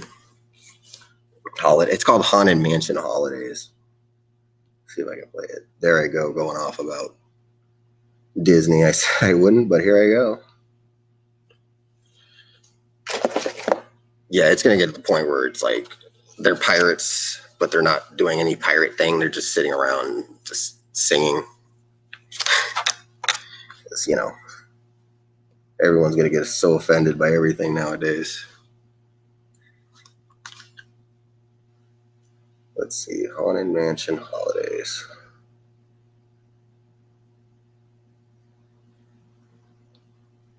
Mansion.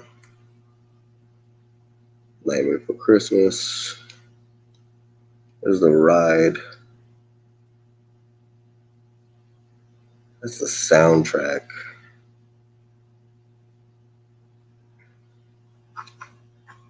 There's an ad.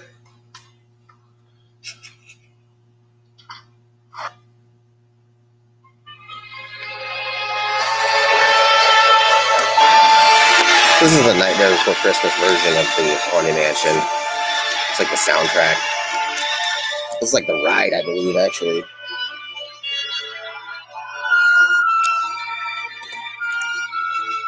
It was a long time ago. I used to listen to this in the car all the time. In a place that perhaps you've seen in your dreams. For the story that you were about to be told began the holiday world's abode. Chest. I know you're curious to see what's inside. It's what happens when two holidays collide. Yeah, you never know, man. It's getting ridiculous. I don't think they ban treasure or chest. Welcome, my friends, to our Christmas delight. Come witness a ghoulish, glorious sight. It's time for our holiday holiday tale to begin.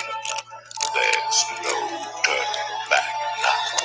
Please come all the way in. This. I should just point out that they only do this Haunted Mansion holidays at Disneyland. I think they might do it at Paris, but for some reason they don't do it at Disney World in Florida. So relax and reflect. Not that I'm aware of, unless they just recently added it. I don't think they have. Tell you a tale about dear Sandy Claus. In the U.S., it's a Disneyland exclusive, I guess.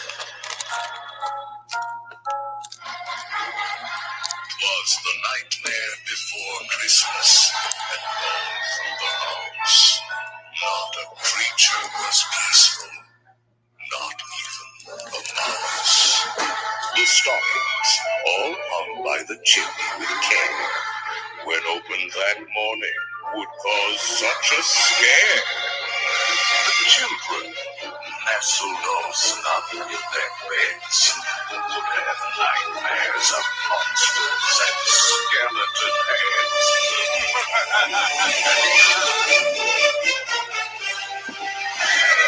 Happy holidays, everyone!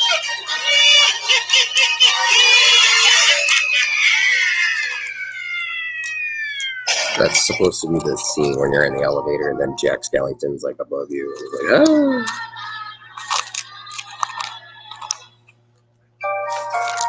I love it. Creepy. It's great.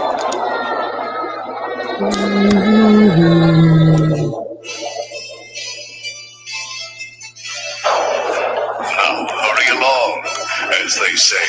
Look alive. This is one holiday you will want to survive.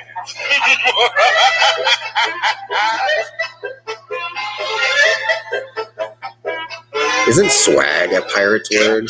Or was a pirate's word? I think so. Scattered around.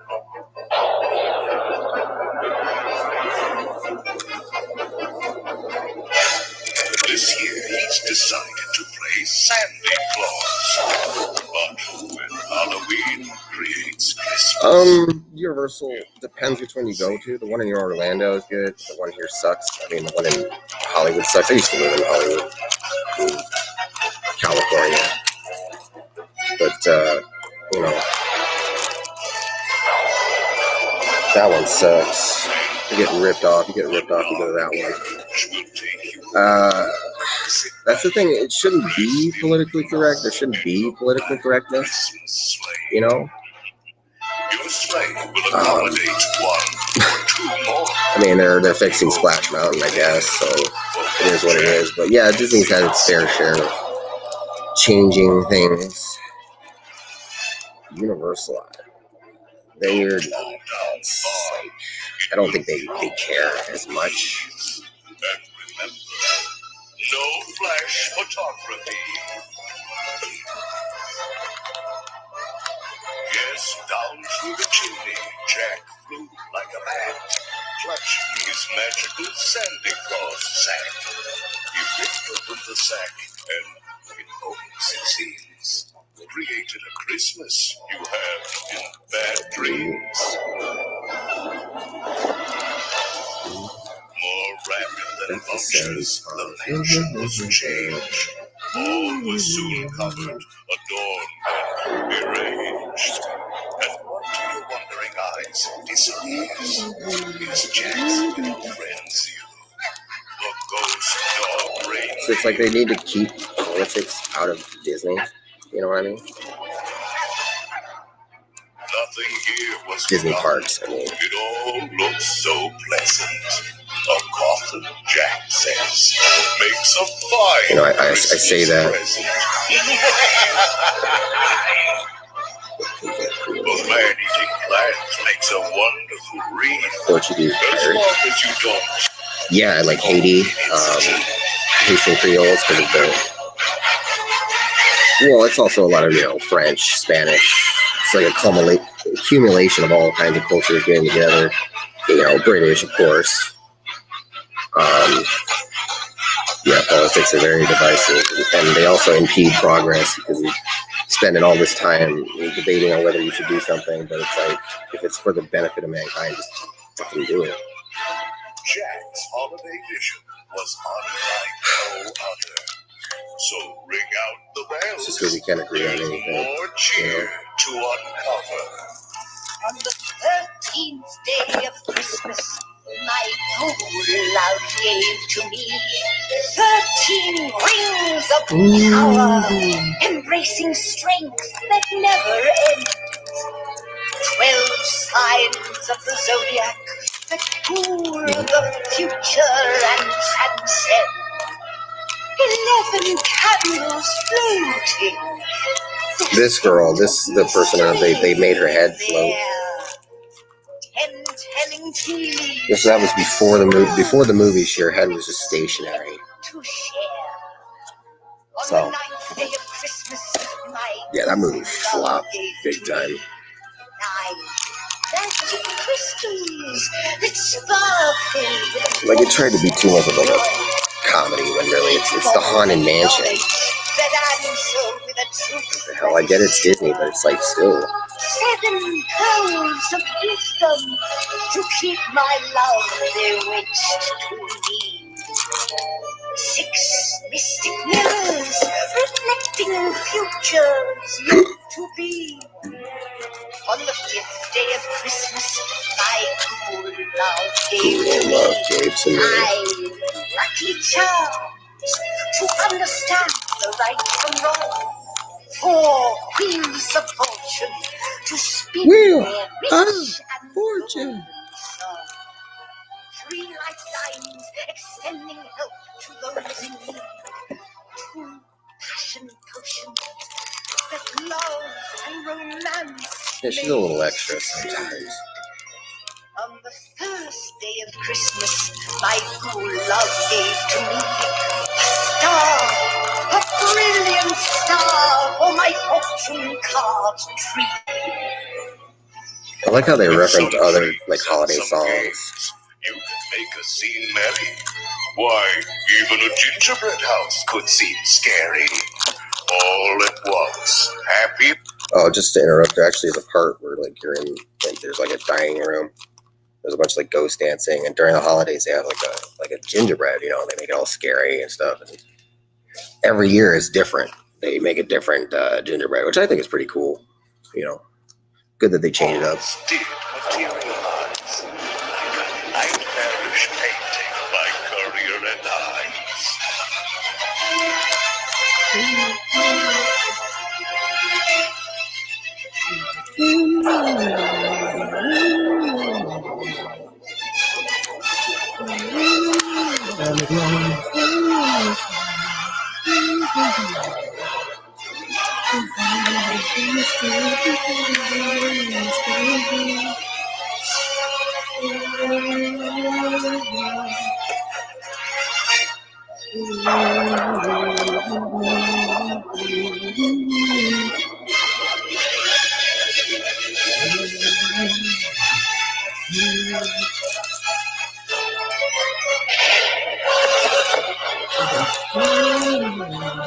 A bag full of toys, Jack had slung on his back. They were strange and bizarre, and on the attack.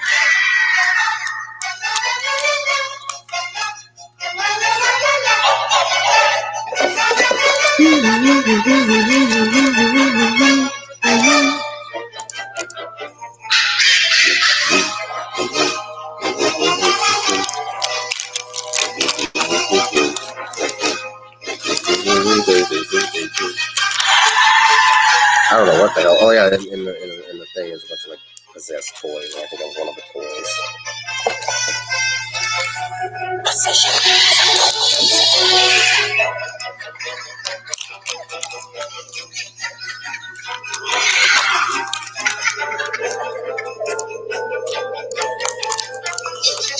Sandy Claus worked his magic both outside and in.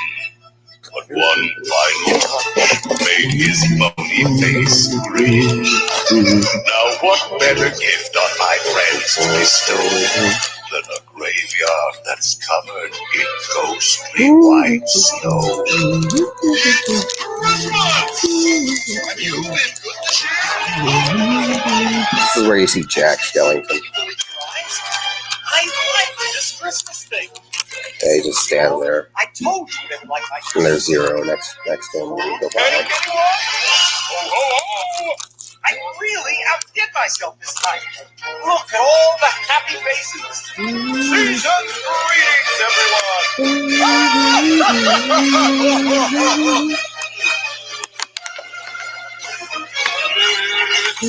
Christmas time!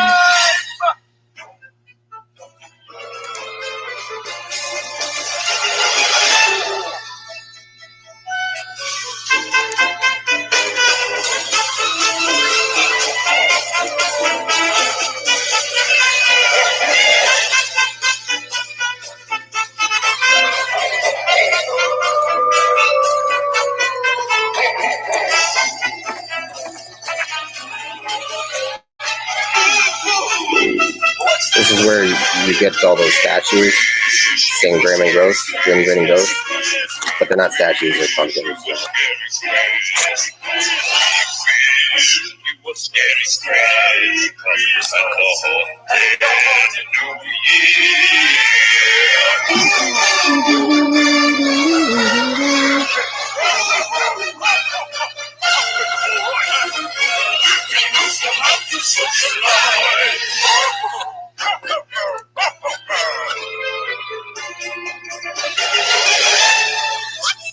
What's this? Jolly Bill Santa Claus, by the Green Street, down the chimney top and happy hopes materialize, blowing pumpkins harmonize.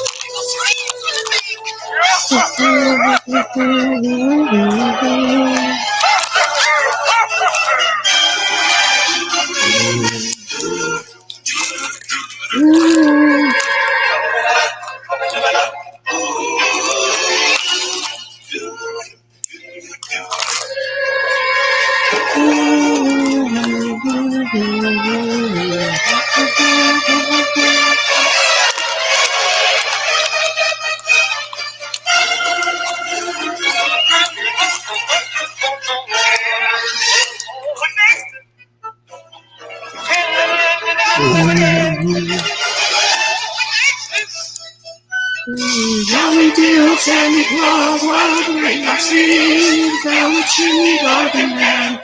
Santa tree. Yes, I have. I've seen Ray Harryhausen. Big fan of this. Yeah, I've heard Tim Burton. He likes a lot of the old horror, old monster movie, like Vincent Price. He made a little short film about Vincent Price back when he was in school, I believe. I'm sure there's, because of stop motion, obviously there's Ray Harryhausen's thing when he created his monsters, and you look at Nightmare Before Christmas or another movie like Pork Bride, it's all stop motion. So yeah, there's definitely that inspiration he has there. Oh, it's Oogie Boogie. They didn't have Oogie Boogie when they originally opened it. They put it in later, which kind of was weird why they didn't have it in the first place. But they had like Lock, Shock, and Barrel. So. Isn't this fun? I can't wait to see what you get. It's gift giving time. Get what you get. And I got a present for you. I actually have to use the restroom. I want to play some regular Christmas music. I'll be right back though. So if anyone comes in.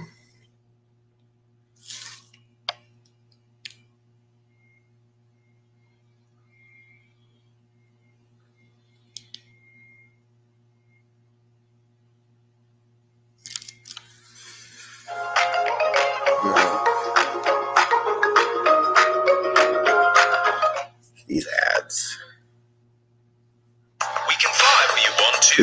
What? We can leave your house behind. But if you friends don't mask, and why don't they mask? Well, they won't fly this airline.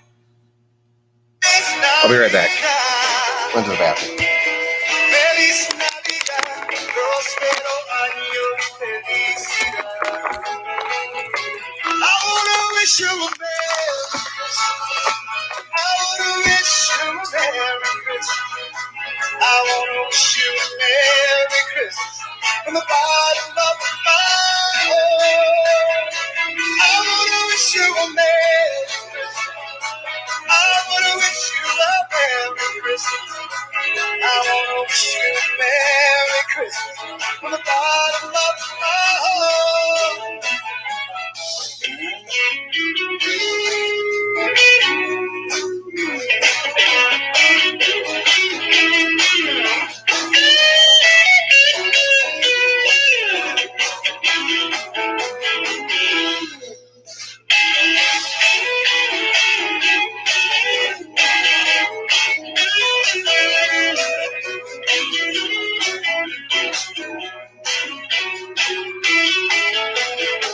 I wanna wish you a Merry Christmas. I wanna wish you a Merry Christmas. I wanna wish you a Merry Christmas from the bottom of my heart. I wanna wish you a Merry Christmas. I wanna wish you a Merry Christmas. I wanna wish you a Merry Christmas from the bottom of my heart. Jingle bells, jingle all the way. Oh, what fun it is to ride in a one-horse open sleigh. Jingle bells, jingle all the way. Oh, what fun it is to ride in a one-horse open sleigh. Dashing through the snow in a one-horse open sleigh. O'er the fields we go, laughing all the way. Bells on bobtail ring, making spirits bright. What fun it is to ride and sing a sleighing song tonight. Jingle bells, jingle all the way. Oh, what fun it is to ride in a one-horse open sleigh. Jingle bells, jingle all the way. Oh, what fun it is to ride in a one-horse open sleigh. Day or two ago, I thought I'd take a ride. And soon Miss Fanny Bright was seated by my side. The horse was lean and lank. The horse was I'm back. Hello, friend. we ran into a tipsy bank, and then we got outside. Jingle bells, jingle. There you go.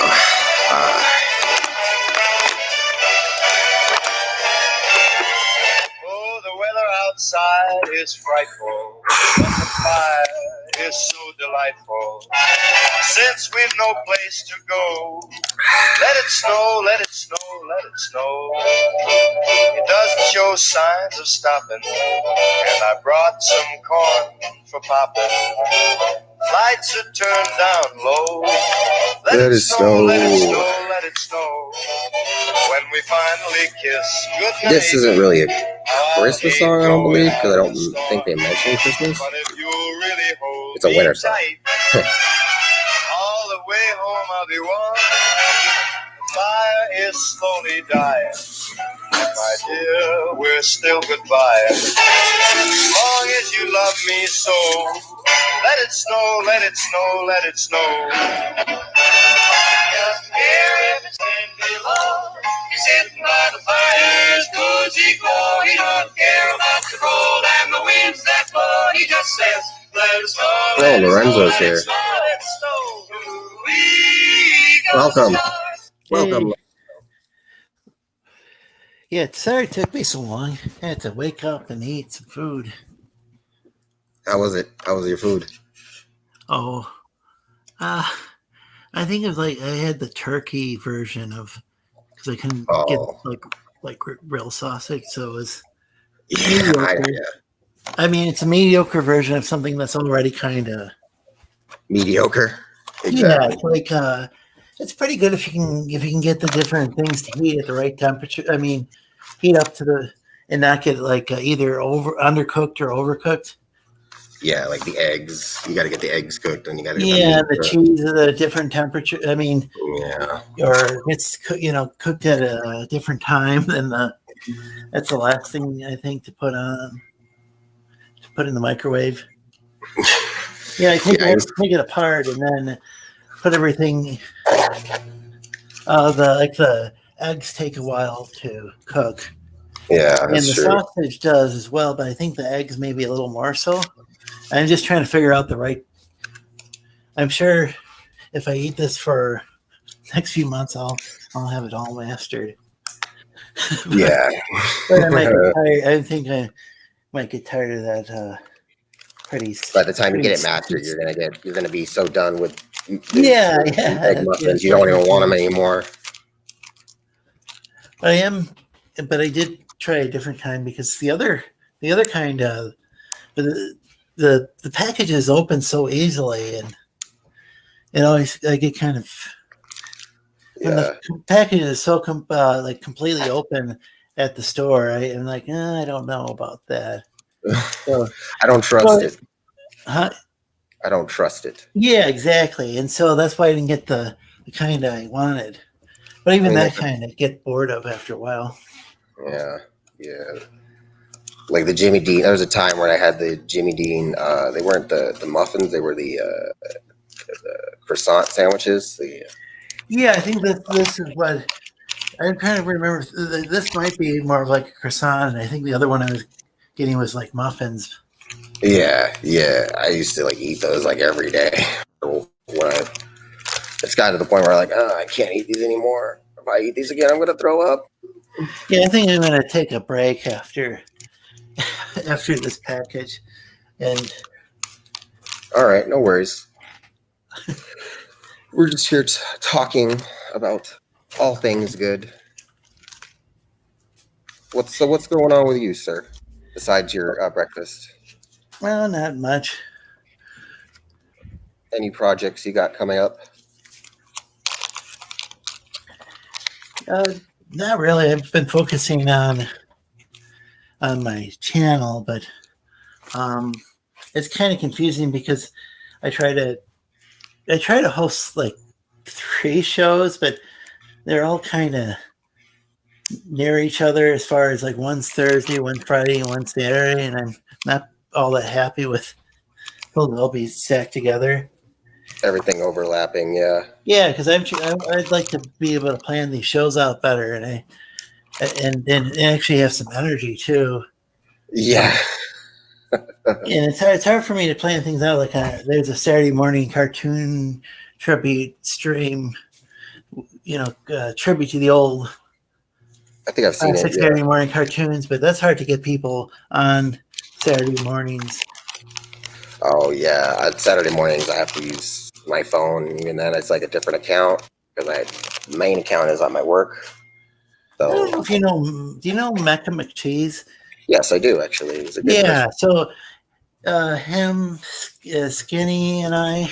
Oh yes, skinny. We sometimes do a show on Friday nights called I Kind of Believe.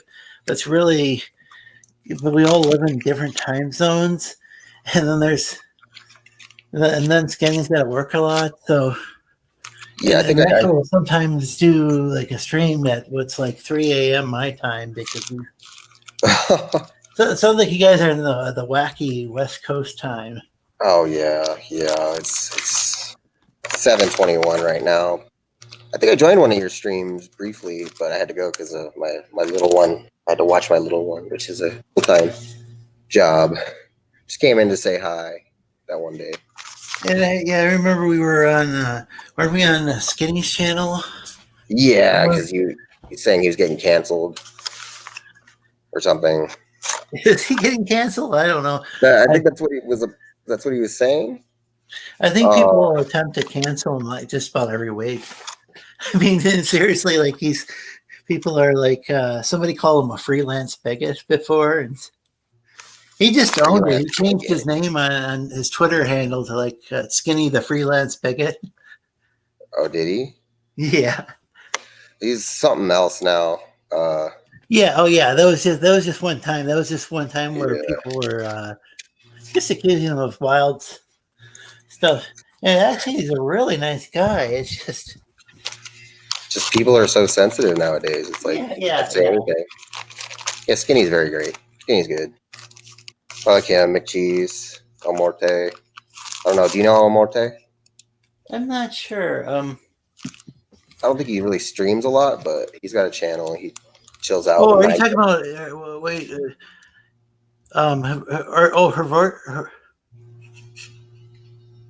Nah, you'd have to no. spell it for me to know.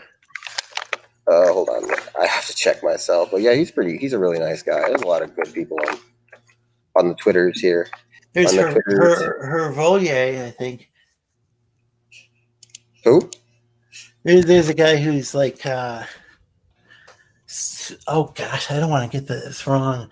One of the nations that was part of the former Yugoslavia, and I want to be very careful because I don't want to start a civil war between those nations. But I'm Oh, just you mean joking. part of the But I don't want to call somebody by the wrong name when I mean the wrong nationality when formerly kind of Soviet not Union, so I guess? good partying under like Yeah.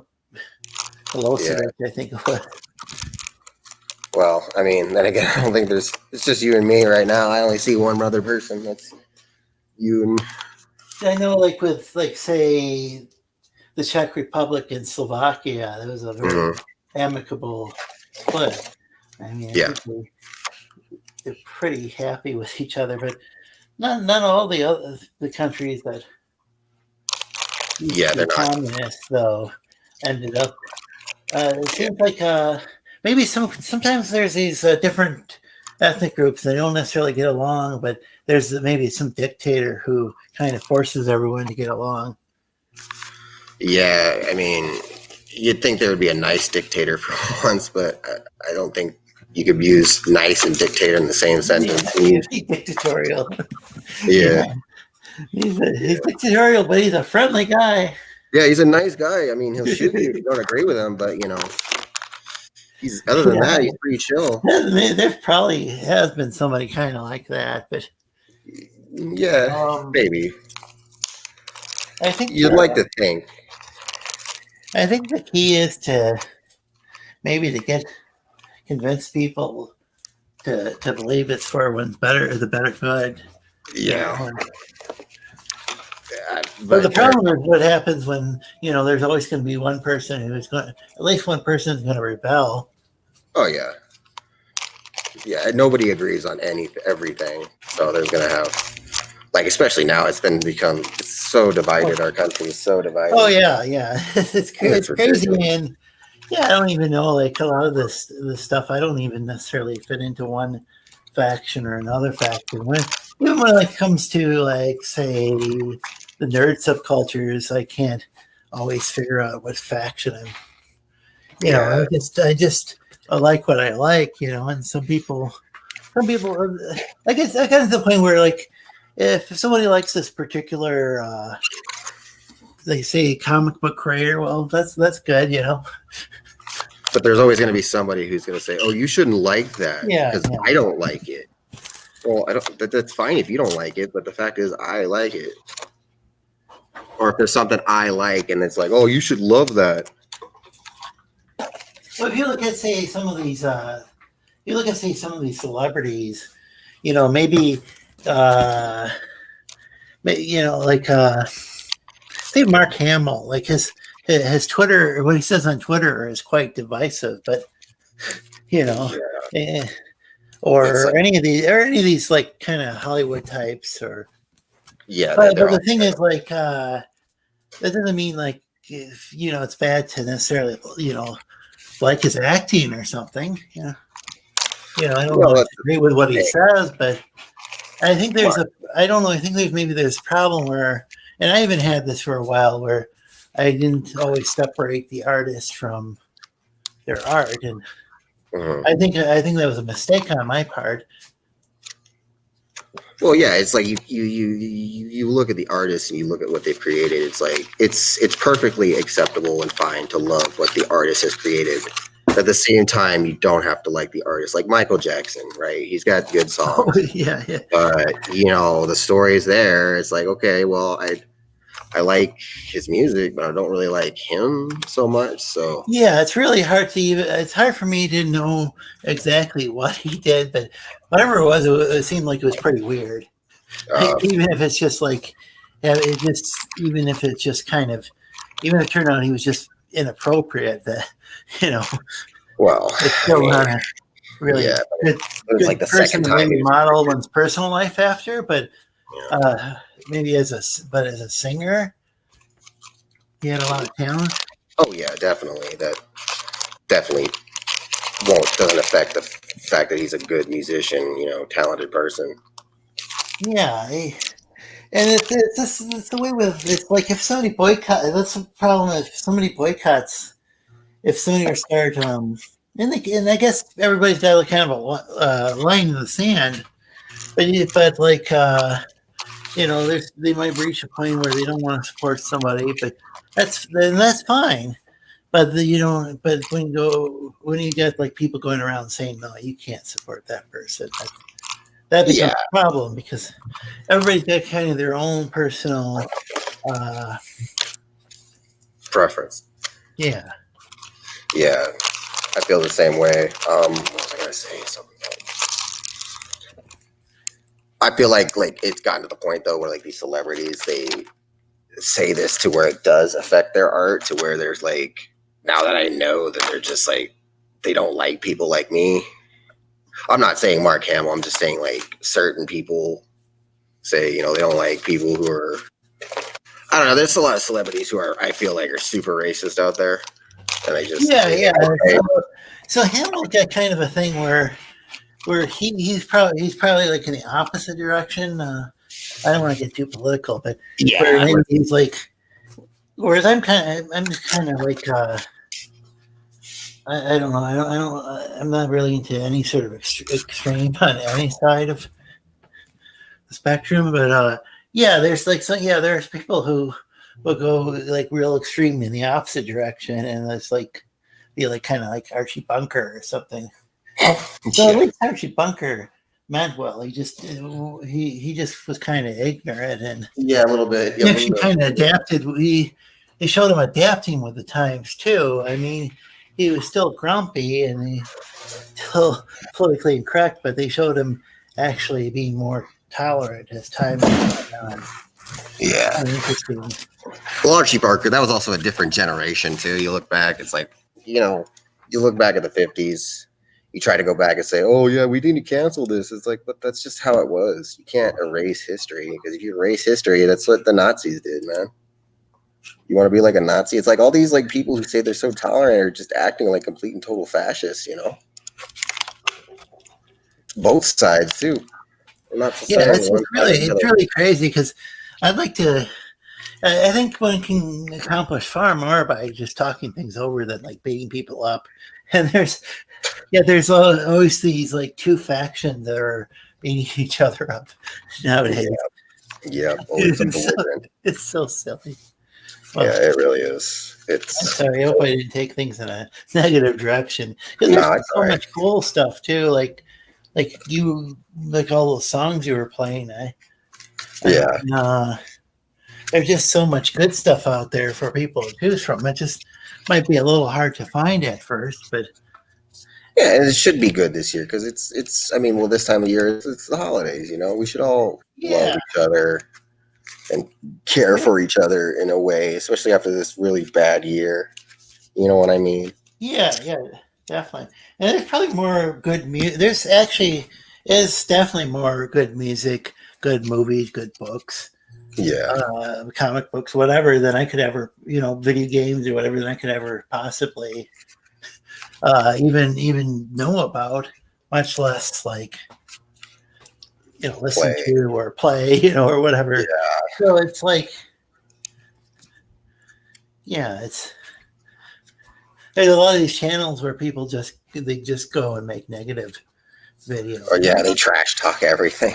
Yeah, and that gets clicks. And if people really enjoy being miserable, which seems like a contradiction in terms, I guess the Yeah, I feel like, but at the same time, I feel like it's a lot more entertaining to go for like the bad stuff because like criticize because that's what people want. They don't really like. Oh yeah, I know it's good. Tell me something I don't know. It's like, oh okay.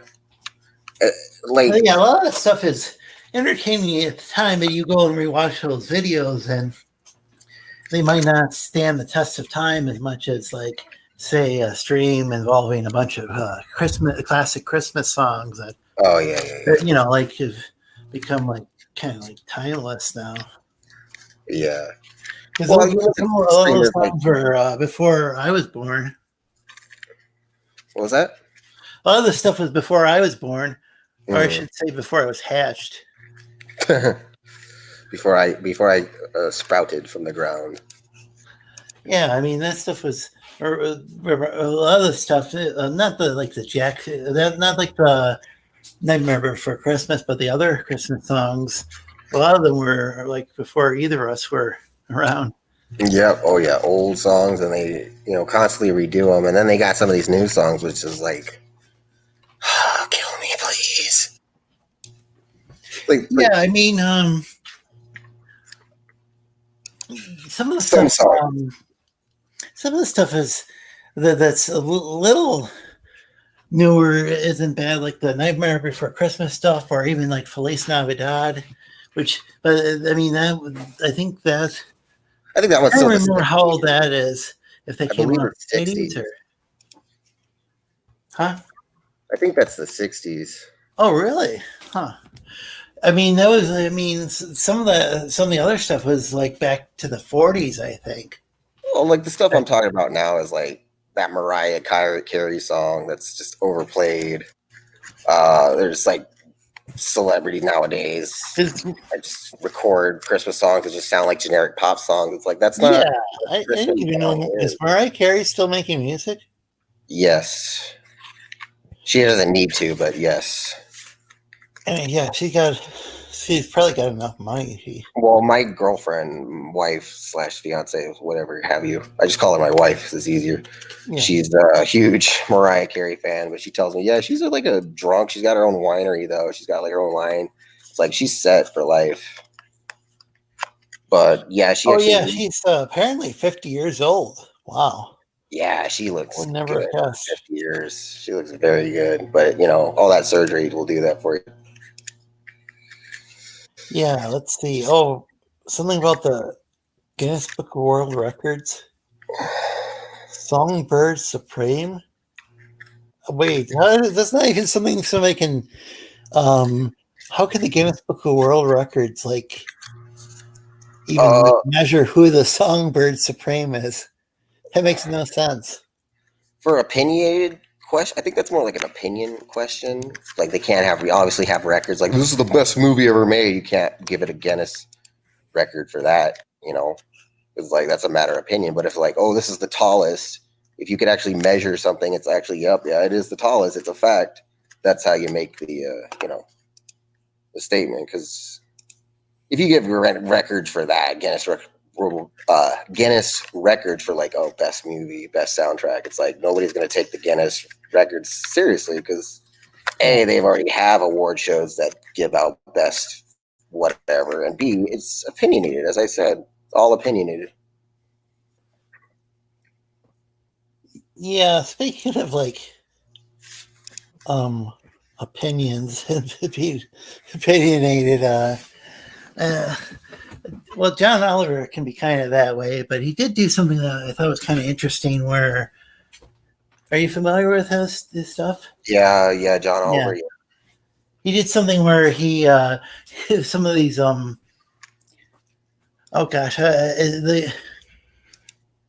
these some of the Middle Eastern I'll just say like dictators or maybe kings are organizing these like world record kind of Really, competition. Yeah, some of the more like tyrannical ones, I think, the ones and that the are feeding sane. against people to allegedly. I'll say allegedly because I don't want any legal repercussions. But yeah, it sounds like their Guinness is working with some very interesting fellows. I'll say. Well, it's funny you mentioned that because you look at North Korea, their dictator, who I'm just going to say it right now, their dictator's complete nut job. But they literally, say things like, "Oh yeah, he's the world record holder. He's the strongest man." Stuff like that. They say that all about it, like his father and his grandfather. I think they have their own like institution where they have. I'm pretty sure like 99% of them go to the Kim or whatever his name is. But yeah, I'm sure. Yeah, I guess I just call him Kim because that's a family name, and Yeah. I can't pronounce the. I think maybe I learned how to pronounce his dad's name, and then his dad passed away. Or I can't remember how that Yeah, happened. I always get confused which one's which. Yeah, it's kind of a it can be kind of confusing because I don't know. I mean, there's plenty of Korean Americans, but it can be kind of hard still for me to know how to pronounce some of these names and Yeah, remember certain names because it nowadays seems like everyone gets the offended. dad's name, the son's name seem kind of similar to me. They might not be at all similar to a Korean speaker, but Oh, yeah. I mean, I think Kim is. You're right. Is distinctively Korean, and for others. yeah. Um, but going back to what you're saying about the middle, have you ever seen that movie, The Dictator, with Sacha Baron Cohen? No, but I think I'm I know I heard of it. Yeah, it's kind of like what you were saying, how like he has to be the best at everything, and like literally all his people have to like just go along with him being the best. There was one scene where like they're having a race, and you know how they shoot off the gun. Well, like Oh yeah. they shoot off the gun, all the athletes start running, and then I think he pulls out a gun, he just starts shooting all the runners and just runs them all, like runs past them all. But yeah, That sounds pretty silly.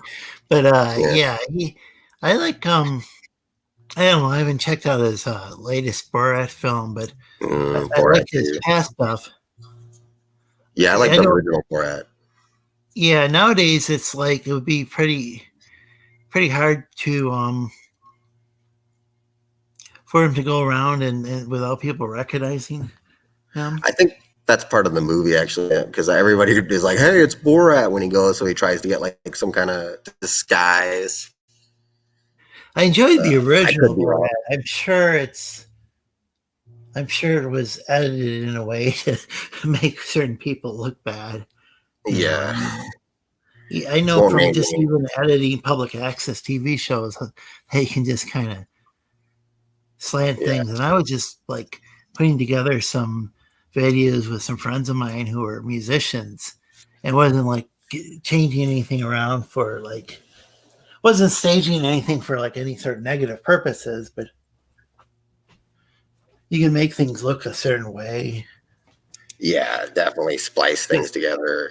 yeah, and again, in my case, it wasn't to be deceptive, but still, Well, there is kind of this manipulation, even like if you're just trying to put together a narrative with yeah, like editing things. It's just not the same. It's never going to be the same as real life. no, it's not. It's definitely exaggerated them a lot more on not on real life. Oh my goodness! Any plans for this holiday season? Yeah, I'm gonna go over to my mom. She's just lives like a mile, like I don't know, maybe a mile Oh, from me. okay. That's what I'm gonna do. It's my son's first Christmas, so he's gonna enjoy it at his grandparents' house. Well, that's good. Yeah, That's really cool. they go full out, big old tree. Oh, that's cool. They when I was a little kid, my late father used to always get a real tree, and then he finally decided to get an artificial one. Yeah, I don't know why everybody doesn't do that. That's like, you should have an artificial tree. I feel like that would help the environment a whole lot, but some people just are so hell bent on tradition. Yeah, there's this one guy who I think he's a veteran himself, and he makes canes for other veterans Uh-huh. out of Christmas trees that he discarded. But yeah, there's not much of that going on. That's just one example of somebody recycling. Well, the problem with old Christmas trees is that they're highly flammable. That the whole wildfire thing that they're all worried about, Yeah,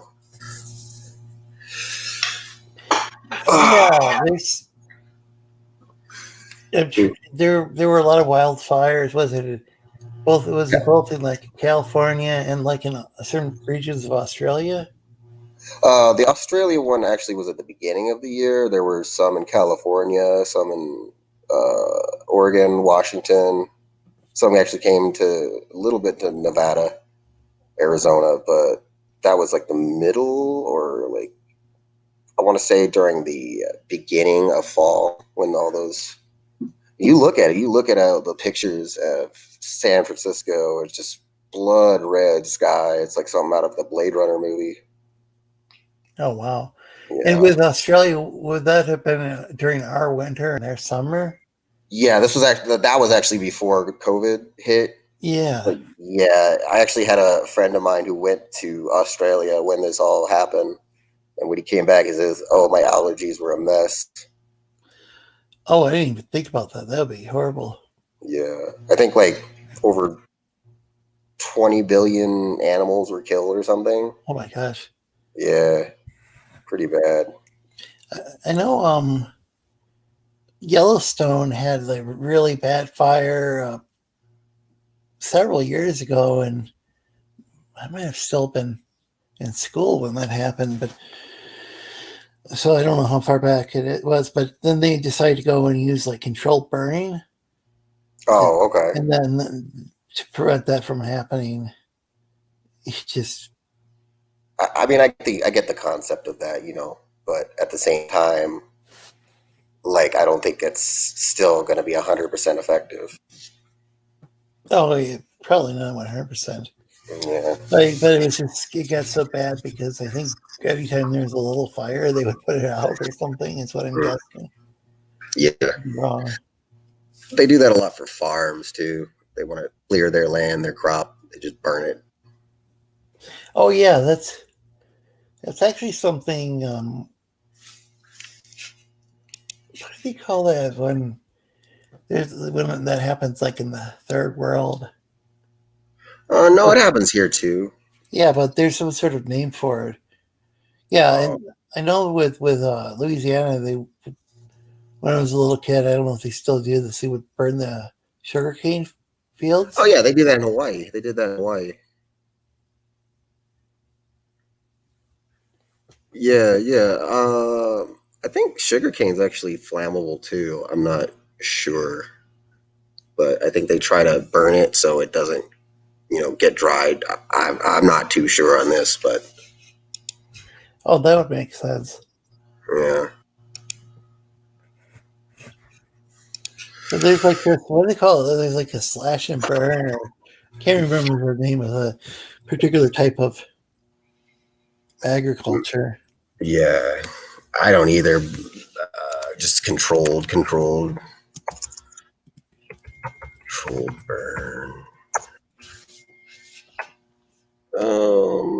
Mimic natural fires. Yeah, it just says controlled burning for me, but well, that's something different. the slash and burn is kind of. I think maybe the problem is they maybe do. Maybe some places do this in a not very ecologically sustainable fashion. Like they might burn down a forest and then plant some corn or something. Yeah. I mean, I guess it all depends on your location. Because California, I think it'd be less likely to do that because of how dry. Nevada, it's very unlikely to Yeah, do that. It's very hot. But if you like Louisiana, it's also very wet. There's a lot of humidity in the air. It rains a lot. yeah. Yeah, Florida, it rains a lot. Hawaii, it rains like every 5 minutes. So Oh, really? yeah. You know what they say about the weather in Hawaii? If you don't like it, wait 5 minutes. And Yeah, it's true. It is we true. say like wait. We say like wait 10 minutes with Michigan, so Oh, something like that.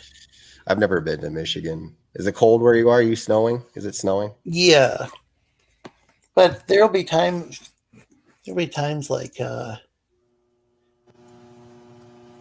think there's some days during the fall where it wasn't. It was actually pretty warm, but Yeah. it gets kind of weird.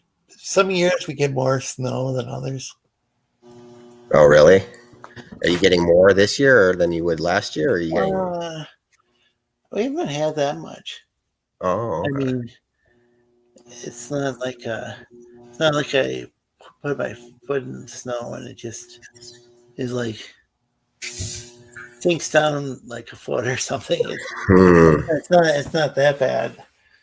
At least not here in town, but I don't know if the cars going around might cause it to melt some. Hmm. Yeah, I don't have to worry about snow where I am. There Yeah, was snow. that would be the advantage too. If there's a trade-off, you don't get to see the snow, but you don't have to deal with the snow either. So Yeah, but it's the same time. It's like snow's fun. I haven't seen snow in a while.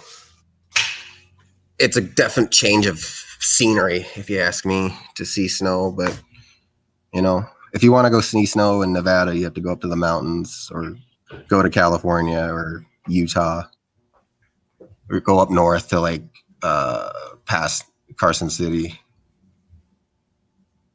Reno's also got some snow. Reno, Tahoe area. There's some snow up there.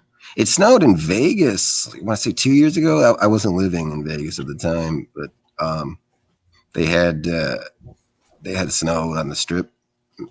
oh, that's interesting. Yeah. That's the desert, Yep. Oh yes, it's the desert. but it's like the um pretend like it's not. Well, they got all these. Like fountains and stuff, don't they? Yeah. The people who discovered Las Vegas weren't really thinking clearly. However, the people who built the casinos were, and they decided to make it, super comfortable.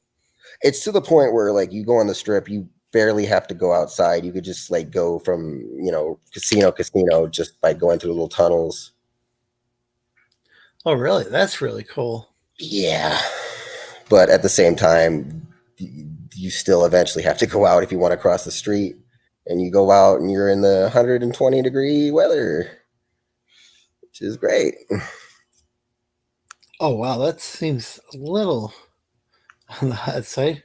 That's mostly summer or spring. To fall, it gets bad in fall. Like in September, there's always that heat wave that comes out of nowhere. Oh, yeah, that would make sense. But Yeah. I don't know why that is. That seems like a recent thing to me. Like there didn't used to be a heat wave in September, and I want to say when I was like 12 years old, I started to notice that there was one. Because September used to be cold. It used to be cold. It used to be windy. Sometimes it would rain, and then I want to say like sometime in like 2007 ish, it just started having these like annual heat waves in September. Yeah, because I would think it'd be a little earlier, like maybe August. Yeah, that makes sense when it's still summer, but I guess it just gets carried over. Yeah, that's kind of disconcerting. Yeah. I mean, we haven't gotten that much rain lately, So, but when it does rain out here, it floods. That's the thing about Nevada. You get no rain for like 3/4 of the year, and that one time you do get rain, it floods. Huh. Yeah, it's typical of a desert, though. Yeah, I was wondering, what about the desert makes it more prone to flood? Is it the geography of the region? The lower elevation, yeah. Well, because Vegas is Okay. actually in like a meadow, and it's surrounded by like mountain ranges and whatnot, and so it's actually pretty Oh, low elevation. yeah, Yeah. that's interesting. Yep. I had some geography classes and back when I was a kid, and I don't know. I went on a lot of road trips as a kid, but I don't know if I've ever been out to. I don't think I've ever been to Vegas. Maybe I've been Um, to Nevada, but not Vegas. I mean, they say it's not for everybody, which yeah, it's true. I mean, if you don't like the smell of cigarette smoke, or if you don't like to gamble, you don't like to, just be approached by like random people. It's like, hey, you want to? Here's a card for a hooker, which they do, by the way. They have like guys that just give out little cards that have names and phone numbers and pictures of prostitutes, because prostitution is legal in Nevada. It's not legal in certain counties like Clark County, which is where Las Vegas is, but people still do it. You have to go out to like the middle of nowhere to a brothel somewhere and do it. Yeah, that's something I had heard. Is that it wasn't legal in Las Vegas, but then there was some sort of way people got around it. Yeah, well, it's as easy as just calling a girl, having the girl go into your, up to your room, and that's that. Because it's like these girls, they look like everybody else. It's not like they're coming out butt naked to your room, calling attention to That would be, themselves. yeah, that would be really, Yeah, really, it's frowned upon. I would imagine. I've never had the need for a prostitute, and I never would really think I would ever want one. Yeah, it doesn't. I don't know. That doesn't seem like it Mm. Yep. wouldn't But find it. it's not for everyone. There's things that some people like, some people hate it. It's the thing about it, though. It's becoming more of an actual city now. Like we just recently got a football team, the Raiders, and before that we got a new hockey team, which something Las Vegas that's not even heard of in Las Vegas. The But Raiders. yeah, the Raiders moved from Oakland to Las Vegas Wow, this year. I didn't realize that. I mean, I'm not a fan of them. I've never been a fan of the Raiders. Even when they were in LA when I was a little kid, I didn't care. I didn't care. I've never cared about the Raiders. I don't know. I don't really watch Yeah. but the high school football teams and even some of the college teams, I thought that was more enjoyable. But the NFL, there's so many timeouts and commercial timeouts and stuff. It seemed like the game just kind of, I don't know. It seems like once they just start and then all of a sudden they stop, and I just don't have I have a short attention span. Yeah, exactly. It's like every other second there's commercials within the game while you're watching the game. There's always like a pause, always a flag being thrown. The thing is, though, I'm kind of the opposite about college like sports, because it's like, A, there's so many colleges out there. I don't really have one. B, the college I went to never had a football team, so it's like, I see. why should I care? C, it's like, you know, who these are all, not to talk any trash. I know I couldn't do what they do, but they're literally, amateurs in a way. They're gonna be professional if they keep going, but it's like I want to watch the real thing. Well, that's kind of a weird thing because they don't get paid, but there's a lot of money that the colleges are Mhm. getting off of this. So it's a weird Yeah. situation. Same thing with high school sports. So when I was in high school, I was actually far more likely to pay attention to any of this stuff, high school or college. Mhm. sports. I don't really anymore, and I didn't really much at the time. But every once in a while, there'd be like, say, Michigan and Michigan State, and so I live in Michigan. And those colleges are rivals, but I don't know why. Oh yeah, Really. I mean that's true in all sports, really, major league sports too, like the professionals, because you got like one of my favorite teams, the Packers, and their big rivals is the Chicago Bears, and then another team, the Dodgers. Their big rival is the San Francisco Giants.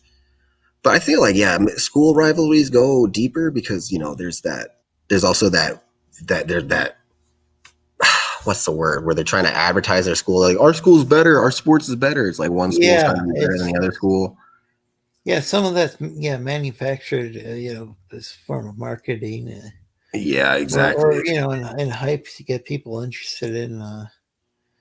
It's like when I was in high school, it was like it was always. I remember like some assembly where it's like, well, we're the best high school in the. That's stupid. We weren't the best Yeah, it's high like school in the state. yeah, right. It's like out of If how we many were the high best high schools? school in the state, that would be pretty sad because Yeah. for a lot of things around, there's no. Yeah. Every time you'd hear that, it's like, that's pathetic if that's the case. My school never said that. It's like, well, we're the best high school in the state. But it's like, it's still, if they did, it'd be like, I highly doubt that. Yeah, in fact, you probably shouldn't be doing that to the kids, brainwashing them like that. Yeah. Because you should be teaching some critical thinking skills. I would think, Yeah. as far when I was because when I entered college, then all of a sudden I had some English instructor. He was talking about critical thinking, but he didn't really actually exactly explain what he meant.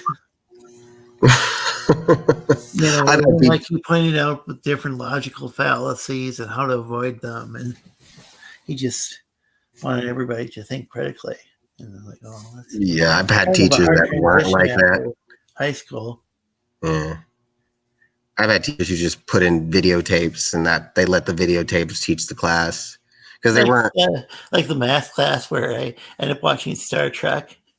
or the history attached. Usually the history classes were taught by like the coaches because they couldn't get enough like teachers, so they just got a Oh, coach. really? Oh, Yeah, wow. and the coach didn't know jack shit, so he would just put on a video and just have us watch videos all the time. So Yeah, that's yeah, that might not be good. I mean, there could be some sort of like uh documentary about history that's educational. Usually, I think the better ones are probably pretty dull, though. yeah, like the ones The that just more give you accurate straight ones, facts.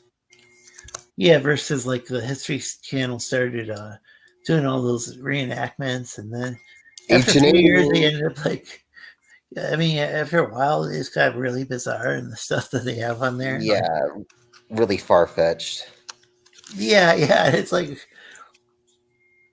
Well, he actually played movies more than anything. Mostly, not so much documentaries. Occasionally, but like actual like blockbuster films, like Forrest Gump. We'd watch Schindler's List. We'd oh, watch like a bunch. wow, that's Yeah, but I thought it was sad too because I'm pretty sure I knew more about history than that teacher did. So no, I don't know if this is all true, but supposedly, and I probably shouldn't even say anything once I have to, if I have to preface it that way. But some people claim that there's more World War IIs than two films. Like if you added up all the hours, it would actually last longer than World War II. really, I'm a bit skeptical about that claim. I mean, I'm sure if you It's a funny include like, claim. It's a hilarious claim because it does feel that way. yeah, that's actually true. Most World War II movies are like very long. Like Saving Private Ryan is like what, a 3 hour movie. And Hollywood just cranks them out. It's an important war to talk. But it's like I wonder how many like World War One films there are. There's like All Oh, there's like Quiet along the Western Front. yeah, that's the one I was actually just gonna say. We saw that one, like that one, 1917. That's actually a newer one. There was one about a horse. I don't remember. It had a horse in it. Do you remember what? I think it came out a couple years ago.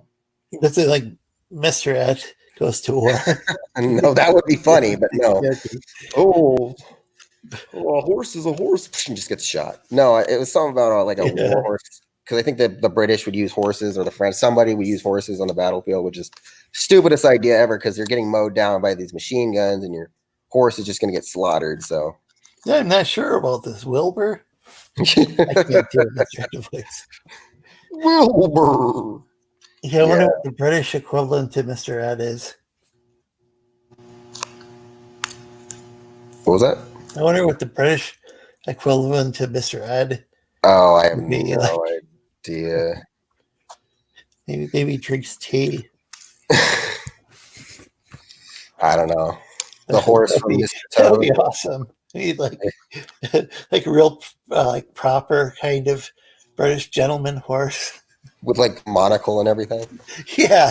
That's what I was thinking, like a monocle and Drinking tea. Yeah.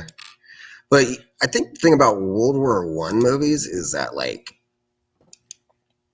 it's not a lot of people to remember it, as opposed to, because I'm pretty sure every veteran who served in World War II is dead now. Yeah. But there are still veterans for World War II, so you can get more stories from them, as opposed to. You're got a point there. Yeah, but I think even soon, like in a couple years, that's going to be not the case, and soon we're going to be going on to like Vietnam movies. I mean, there's plenty of movies about Vietnam already, and there's Forrest Gump. I mean, technically has Vietnam in it, and you got movies about Middle East, of course, still being made. So it's just, there will always be war, some kind of war. If not, there'll always be some kind of conflict, like a Cold War. For like some captivating viewing experiences. Yeah. I think the main reason. Probably the real reason that a lot of these films are being made, even though there's important lessons to be learned, I think from the standpoint of Hollywood, it's something dramatic with action. Yeah. Though it wouldn't necessarily have to be all that action packed. I mean, like, I think there's some people in war who are kind of maybe a bit isolated. Like, well, I mean, I'm sure if you were to like talk about like the leaders of war, like if you made a movie about, let's say, Hitler, obviously Hitler wasn't out there on the front lines. Sure, but even like, say, there would be like sailors on ships and or even POW camps or something. I don't know. Yeah, like POW camps. That's another one. What did you mention? I'm sorry. I said the POW camps. Yeah. There's a movie. I think it's called Stalag 17. It's about a prisoner of war camp in Nazi Germany, which you actually read about it, and like, I'd rather be a POW for the Nazis than for the Japanese any day, because they would just like behead you in Japan. But in like, I think it's because the Japanese imperialists were particularly brutal.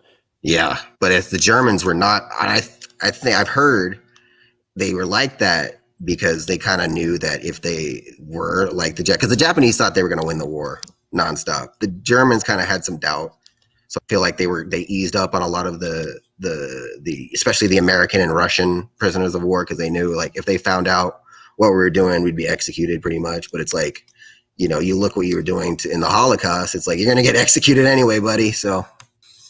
Yeah, so wasn't Hogan's Heroes supposed to be some sort of? Oh, I don't really remember that show. I just remember the I don't know nothing guy.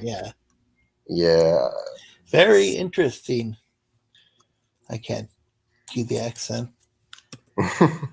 Yeah, there's Yeah, let's see. I would have.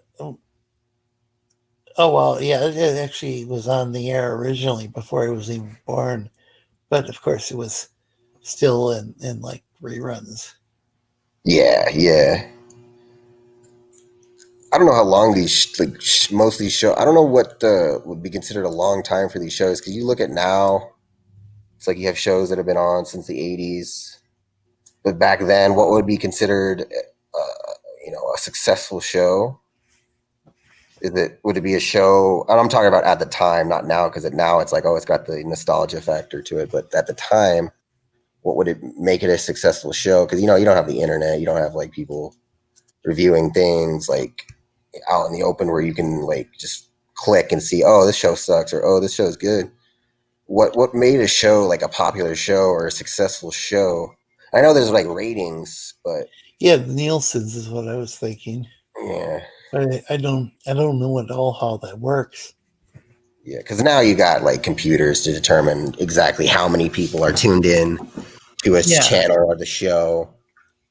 You got streaming services and whatnot, but back in the day, you didn't have that. So how would you know? Oh, this show is actually a good show, or oh, this show. Now that I think of it, though, because it was a different time when TV was so new, I don't think people were very picky because what they were looking at was just so revolutionary that, yeah. like, yeah, they've something they'd never seen before. They would just watch it regardless. Now we have like standards, and we're hard to please. But there were also only like three major networks, and then eventually like That's true. That's CBS true and too. then Yes. Fox. I think even later. Fox, I don't believe came into like the '80s. I think '80s or '90s, but it was ABC, CBS, and NBC. Yeah, it's And it was interesting because actually before that, every town had its own like station was exclusive for its town. They kind of do that too, but it's mostly like news. But they'd have like something something Las Vegas.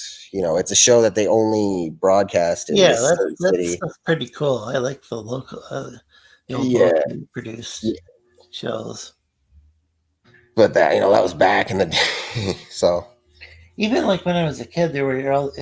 It might still be the case. There's a bunch of Bozo the Clowns, and I don't know if the one I saw as a kid was the one from Detroit or the one from Chicago. I feel like the Chicago Superstation.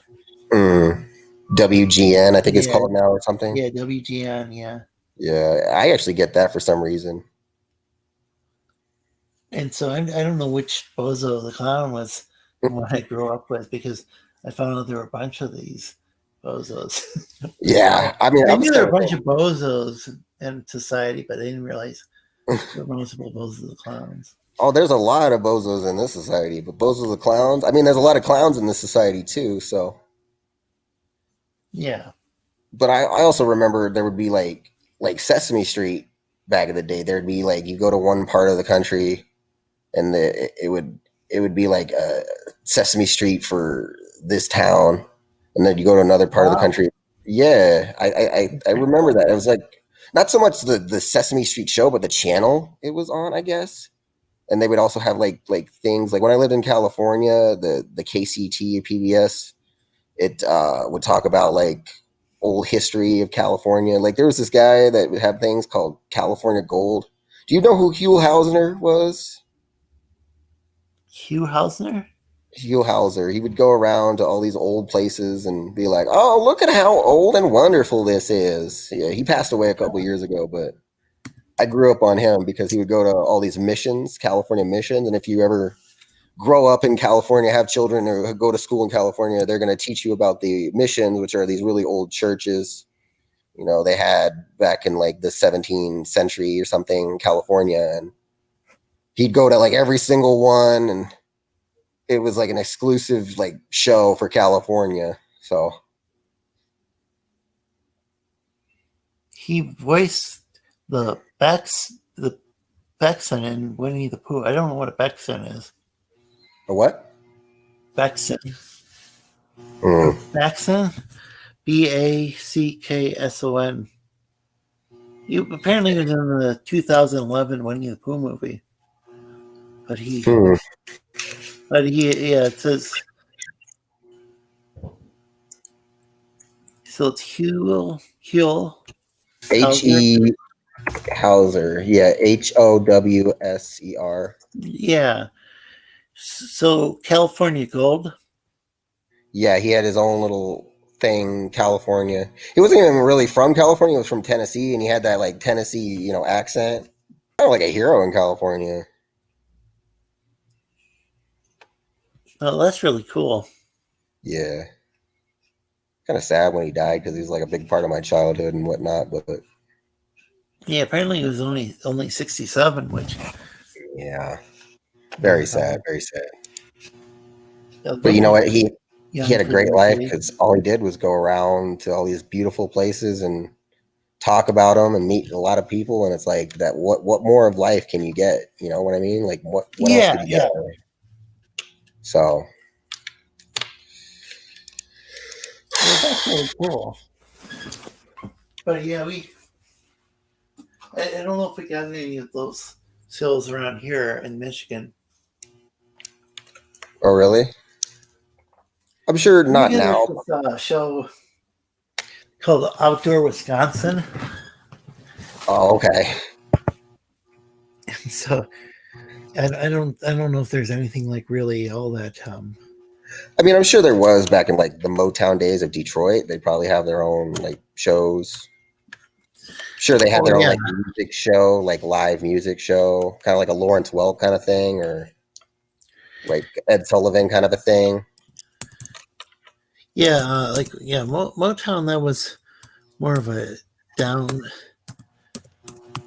state Detroit kind of. Well, I mean, people listen to it around here, but I mean, I think when I got maybe like into junior high or high school, they started playing that more on the oldies station. oh yeah, now They they're probably playing like weren't playing '80s that as music. much when I was a little kid. Maybe they were playing like bubblegum music more on Yeah, the oldies station. And jukebox music. Yeah, yeah. What would count as jukebox music? like stuff from the '50s, '60s. Yeah, Elvis for sure. yeah. Like Um, so they wouldn't Buddy play. Holly, They wouldn't play a lot of the. Oh, what were you saying? Buddy Holly, probably. Go ahead. Oh yeah, yeah. They wouldn't play any of the like real like hard rock or like metal or something on that Oh yeah. old station. Well, that's what they play now. They play '80s music on like the oldies station, which is like it's not. They Oh even have wow. like '90s music. I heard Backstreet Boys on the oldies. They're like, that's not an oldies. I'm not old. Don't play that. That's Back so in my day, weird. back in my day, they'd play stuff from the '50s. Like actual oldies Yeah, stuff. that's what I was thinking about. Is like 50s type music. Yeah, I mean even '70s, I consider oldies. Not '80s, not '90s, not even early 2000s. Early 2000s. I mean, if they You'd ever be play old early now. 2000s, Oh boy. oh man. Which is like when I lived in California, this was a couple years ago. They had what we have is called K Earth 101, and they play oldies in quotes, and they had a Backstreet Boys song from like the '90s, and I had to turn it off because I'm like, I'm not old. I'm not. I couldn't believe it. I'm not this old to where I'm here. I knew it would happen eventually, but I can't believe it's actually happening now. Maybe it's because the Backstreet Boys, their music was considered to have gotten kind of old, like shortly after it was. It's definitely it definitely didn't age well. Yeah. Well, That's what I mean. no, actually, I shouldn't say that because I listen to like NSYNC, Backstreet Boys now. Because back in the day, all the boys were like, "No, you can't watch that. If you watch that, you're like gay or a girl." Sorry if I Yeah, I remember that that was term. that was at the time. That's what how people thought of things. So you were supposed to hate it, but then you listen to it now. It's like, why exactly did I hate this? This is actually pretty jamming. But I think I don't know. NSYNC might have. Let's see. Trying to remember their songs. I think They I had think Bye some Bye of those Bye. were pretty. They did Bye Bye Bye. Huh. Yeah, and then I think Backstreet Boys did everything else. Yeah, But I think the deal is that they that part of their whole gimmick was like trying to attract chicks, like their marketing and stuff. yeah, oh yeah, definitely. Well, That that's how and it is with these boy band, but I guess the Jackson Five was a boy band, though. oh yeah, But that one of the original. I mean, great think talent. about it. The Beatles were a boy band. True. Yeah, It's I funny mean that these, but people don't even think about that. I mean the Backstreet Boys are more like pop, while Beatles are more like Yeah, rock and roll. Jackson Fives, I guess would be Motown ish. yeah. Yeah. Definitely. But then again, Michael Jackson, he's the king of pop, so you're gonna affiliate him with pop. But Yeah, especially the later stuff became maybe less R&B and soul oriented. yes, very true. R&B, funk, I guess, is another one. I like funk. I love funk music. Yeah, That one's great. I heard Uh, that there were some like really cool 8-track recordings of funk that people. oh man, I remember 8 tracks. I remember those. I remember Walkmans. Oh yeah, Oh man. yeah, Um, Walkman. Yeah, the Walkman was a pretty revolutionary thing. I mean, it was like a big step up from. I don't know. I think it there was were like the boomboxes before that, oh, I'm not sure. It makes sense. It probably would be. or maybe around the same time. But Probably. I think boomboxes might have come out a little earlier. I and could then be wrong. like way before that, there were like transistor radios, but I don't think they were very Yeah, popular when I was a kid. yeah. It's weird how like we remember these really old things and then now they're like completely gone. Well, some things are making a comeback, like vinyls, I guess, making a comeback. A lot of people are playing, they're remaking like 8-bit games, intentionally 8-bit games. Yeah. The So, vinyl situation is kind of a bad situation because a lot of the songs are recorded digitally, so it's yeah, not exactly the same. yeah, probably lower quality. Because analogs get some. It does have an advantage when it has to do with like. I think when somebody's recording something analog, it might be that the clipping isn't quite as. I mean, things definitely can clip, but it Yeah. seems like it's easier to have a wider range of frequencies. I could be totally wrong. Yeah, I'm kind of like behind on that too. I'm not too sure about that. I don't even know how they get vinyl to record like that. That's like that to me. That's like some kind of black magic. Yeah, Especially since they were doing this back in like they started doing this back in like the 20s and whatever. It was like they didn't have yeah. It's any kind of way. cool that the technology. I like in Jamaica they have these they call them dub plates. They'll have like a one-off. I guess standard English should be called like an acetate. I don't know if I pronounced that right, but it's like a one-off record of like a particular mix because they've got all these different portable sound systems, and the person who runs the sound system typically wants their own variant of a song. Uh-huh. Problem is that it makes like say I don't know if you listen to reggae music at all, but it Um, makes some of the best reggae is like the rarest though, because it might just be one really cool mix. The one guy has. that's great. The thing about reggae, going to reggae, it's crazy how like that whole genre was created on like such a small island of Jamaica. Yeah, I had read before. I haven't fact checked it, but I read that Jamaica had the most musical output per capita of any country in the Yeah, world. I wouldn't be yeah. surprised if that's true. Um. Then again, I don't know, but based on their land mass, they're very small compared to like the rest. Because you look at their neighbor Cuba, and they just like dominate them, and then you look at the United States, it's like Jamaica is probably the size of I don't know Rhode Island. I don't know for sure, but then again, there's all that culture there. I don't know what if that's Yeah, just quite. Cuba's got some. I don't know. I was when I was watching. I think it was. Well, I'd known about like say Afro-Cuban music, yeah, Afro-Cuban jazz, yeah. stuff like that. Before the movie came up at Buena Vista Social Club, uh, they were reviving a lot of the old songs. What movie was it? Buena Vista Social Club, and that's the name of the Yes. group as well. And they go around. I think this pre-revolution Cuba music that they. Oh, you mean the communist perform. revolution? Yeah, I think it's before Castro. Some of the Yeah. songs they're singing, and like there's a lot of talent in Cuba, but I think maybe maybe the I don't the when I think when there was an embargo, I'm guessing that might have made like say Cuba, the music actually being made in Cuba. Yeah, if you look, It might have been harder to get. I think it seemed like the maybe things got a little. I wonder if that. I think maybe that embargo isn't as strict as it used to be.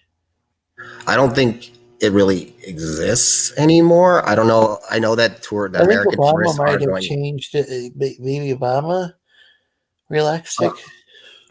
Yeah, I don't know if Trump brought it back or not, but I know that there have been. My grandparents went to Cuba recently, so Wow.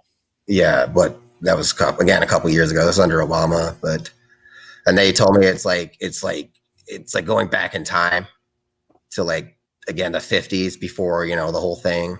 It's like a big time capsule of a country because they got all these old cars, old buildings, Yeah, the a lot cars of are from movies and music that is old that they consider like, oh, it's the new thing. But the oldest do. yeah, it's all because it's like lost in time. Yeah, because of the embargo. Yeah. Right? So, and then fortunately, those cars were actually built to last back then. I think. Yeah, they were the old. I don't think they were American cars, but they were like the Russian cars that were imported or something, or they made their own car. I think they made cars in Venezuela, and then they would import them to Cuba or whatnot.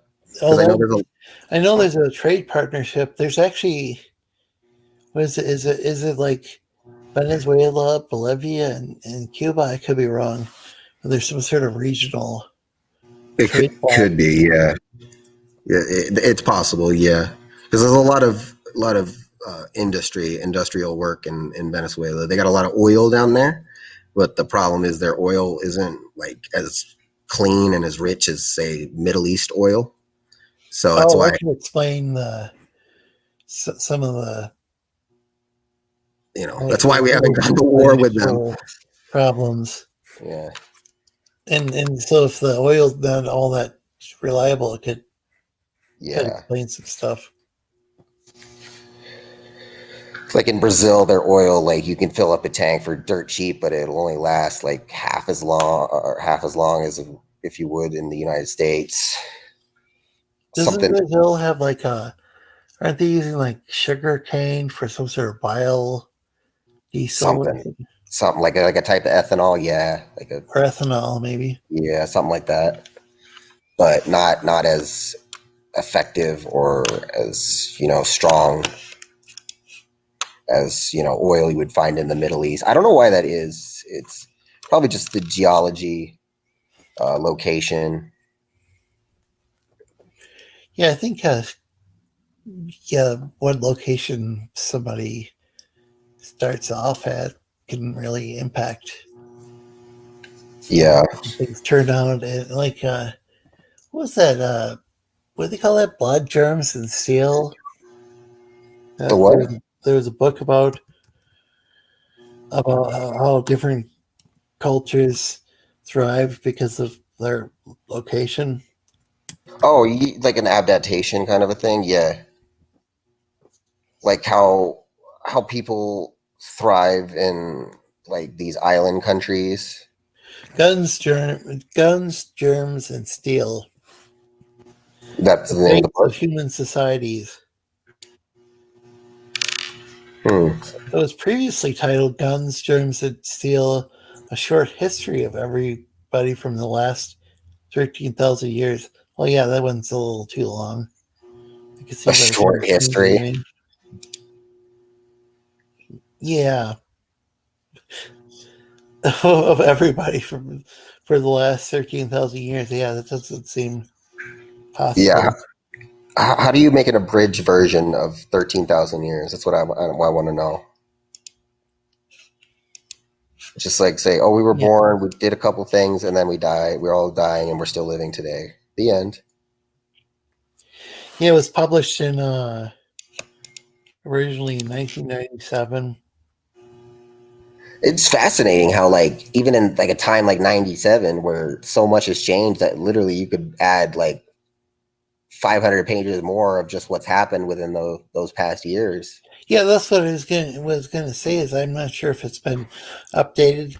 Still can't update it to the point where they cover 13,000 years worth of Mhm. history. All that. Yeah, You it know. seems like to do that, they'd have to update it every year. Yes, and they still wouldn't get there. Yeah. But at that time, it's like we have things like Wikipedia where it's like, oh, I'll just go in there if I want to figure out something, you know? Yeah, I can see why they changed the title. Yeah. Well, I mean, it's good to look at history because you want to look at the mistakes people have made. Like you look at what's going on right now with the coronavirus. You look back at like what the 1918 flu. Um, you want to see what they did. Yeah, Well, I guess you wouldn't because there was like how many 40 million people died during then. Yeah, it was a different day and age, but it's still you want to look back at the past. yeah, that flu killed a lot of young people. I think. Yes, it did. This one's killing mostly old people though. It's interesting. I just saw some article with saying that maybe it's actually killing more young people than was previously thought, but I didn't end up reading because I don't know, I probably wasn't in the right mood to read that. Yeah, Plus, you have I'm no quite idea. dyslexic, so You have no idea I what's don't like think it's a true and what's video. not nowadays. There's so much misinformation going on, and it's getting to be a problem, you know. Yeah, it's actually gotten worse, I think, with the consolidation of all the corporate news, Yeah, all these mainstream corporations, and media and the fact that everyone has access to the internet and they can post a story saying, "Oh, this guy flew over" or whatever. You know, they could yeah, anybody's opinion can be considered fact by the wrong people, and that's can be dangerous. yeah, that's why I'm trying to say. Even if it's not anything all that important, I try to say, well, I'm not sure about this. You might want to double check my sources because Hmm. I don't, And even that, it's like fact checking nowadays is not even reliable because yeah, yeah, that tends to be biased. Um, who exactly is checking these facts? uh, like there's this comedian Jimmy Dore, and he's very kind of liberal or social democrat or whatever. Hmm. But he said that one of his videos was fact checked by like somebody from the military. Oh, really? Yeah, it's like some sort of like anti-war thing, and Just talking out of their ass, pretty yeah, much. because there's a lot of conservatives who say that they're being censored, and I'm hearing the same thing from like not Democrats necessarily, but like liberal or progressive type. Yeah, I don't like this censorship in general. I'm trying to hear all. Well, there's not always able to get all sides of a story, but as many sides as I possibly can hear. well, it's like what should be censored, what shouldn't be. Obviously, there's certain things you should censor for the sake of children. You know, nudity, language. You don't want your children watching that. But Yeah, it's like, there's actually like a V chip in TV nowadays. So Oh yeah, I remember the V chip. Yeah, I think we Yeah, had yeah. one once. So theoretically, that's supposed to that's automatically just censor things and then make it so like Theoretically, yeah, but that was back when we knew what was being censored, why it was being censored. Now there's things being censored, like all these claims about. Let's not get political. I'm just for the sake of argument. The elections, yeah, yeah. That and the thing is, if they think that's going to work, it actually is making people more suspicious of. more aware. Yes. Oh Yeah, yeah. so it's like it's dividing people more than they. Because it's like, how does let's just say, like, how can CNN say the elections were fair and balanced, but then like another station say that they weren't, and Yeah, and they're the ones that saying, oh, you get flagged because you claim this, but like, hello, CNN or whoever just claim that this is nothing bad happened or nothing, so and there's obviously that bias too from big tech. yeah, yeah, and so the 4 years ago, Symantec, the antivirus people did had bought these voting machines that had been used in previous elections, and they Mm, found that they could hack them. yeah. I'm not saying that necessarily happened in this election. It's just kind of odd that 4 years ago people were saying these machines can be hacked, and now they're saying, oh no, that's not possible. I mean, if it's a computer, of course it could be hacked. It's a computer. Yeah, It's not like you write down something that's set there. And you easily go back in if you knew how to work that and just change everything, or it could change by itself. There's really no regulation, and that's why honestly I think that there should not be any form of computer or electronic voting. It yeah, should I don't all be done either. in person. 4 years ago, or not 4 years ago, before he became vice president under Obama, Biden said that we should have a nation. The Congress should pass a law for federal elections, mandating that the states don't use Mm. those voting machines. But then once he got in office, nothing happened. I mean, it's not like him or Obama championed Congress to pass any legislation. Yeah, It's just no, of frustrating course because not. as long as the party that benefits wins. They don't care. Yeah, of course they don't Yeah. care. As long as they win, they don't care. Yeah, I mean, I'm not saying this. I mean, maybe phrase it wrong. I can't prove that it benefits one party or another party, but whenever they win, they don't really complain about it. It seems to be It's more only when they prevalent. lose that and it's like, as far as I'm concerned, it's these elections are rigged against the third parties each and every I mean, they're election. rigged from the start because, again, it's not based on popular vote. It's based on electoral college. Sure. I shouldn't say rigged. It's an illusion of democracy that's not really a Yeah. true illusion. People think, oh, yeah, my one vote will determine who's the president. It's like, no, the county, the electoral college in your county will determine, like, what. And I don't think it's even like the Senate where each state has two votes. That the electoral college is really confusing. Mm-hmm. Whereas Yep. I can see where like the Senate allows some of these smaller states to have they have an equal number of senators, and so they're not just like that way. I think It's not House of Representatives where like California might have several and one. we're kind of glitching here. Oh, you can't hear me? Yeah, I think the streams. Oh, okay, it should be back now. I Huh. couldn't hear you back then. I think the stream was just glitching out. Mine was glitching a little too. Could be just the internet here.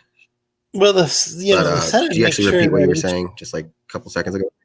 the Senate makes sure that because there's only two senators from each state, no matter the state. Yeah, That makes sure that those states, no matter the or size. Yeah, even exactly. smaller states, count. Yeah. But people say the electoral college represents rural areas, but I don't even know exactly if that's even true. Yeah, but at the same time, if you were to switch to the popular vote, well, Democrats would win every time because the election would be determined by both California and New York, were the most Yeah, populated. that's the way. I wonder if they could like have each state has 2 electors or something like they do with the Senate. I think they do Or that just for the one governor. elector. I believe they do that for the governors. I'm not 100% sure. The whole thing is confusing. Yeah, and it's honestly not real democracy. Yeah, a lot of countries, just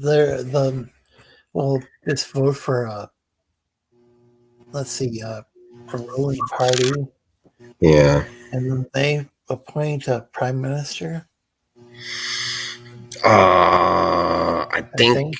depends on the country. Because I think England they have like Parliament, and so Parliament will determine. Because I know that the royal family has nothing to do with it anymore, but Parliament will take a vote. It's kind Yeah, of like how they just so they vote for whatever party they want to rule, and then the Parliament chooses Or a prime minister from there or something. I don't know. I think it could be different for each country. I'm sure it's different for each country. Yeah, I'm thinking the UK. Yeah. Well, I think a democracy can't really exist nowadays because the population is just so massive. Like, I don't know. I feel like it's just impossible for one side to even stay in the race if have a true democracy. I guess if that makes any sense. You mean Probably like not. the US and how big it is? Huh? Do you mean like with how gigantic the US is? Yeah, and the population group. Like I feel like democracy, the concept, because it was made back like in the ancient Roman, ancient Greek time, which made sense because there was not a lot of people. Everyone could vote, right? Every vote was tallied. Yeah, but only a small percentage of people were citizens. Yeah, mostly men, non-slaves. Yeah, that's true. So yeah, that would be pretty easy to count those votes, I would think. I wonder how they did it back in the old days, back in say when like Abraham Lincoln, right, back in the Civil War, they didn't have computers, they didn't have email or planes that could mail, these ballots to Washington or wherever they count the votes. They just wait for weeks till all the horse and buggies get to the counting places, and then they'd be like, "Oh, okay." Basically, you wouldn't know who your president was for like a whole month, I guess. Yeah, that would be confusing. Kind of like now. Kind of like nowadays. Yeah, like, who's our president? Yeah, it's like wow, it's nuts.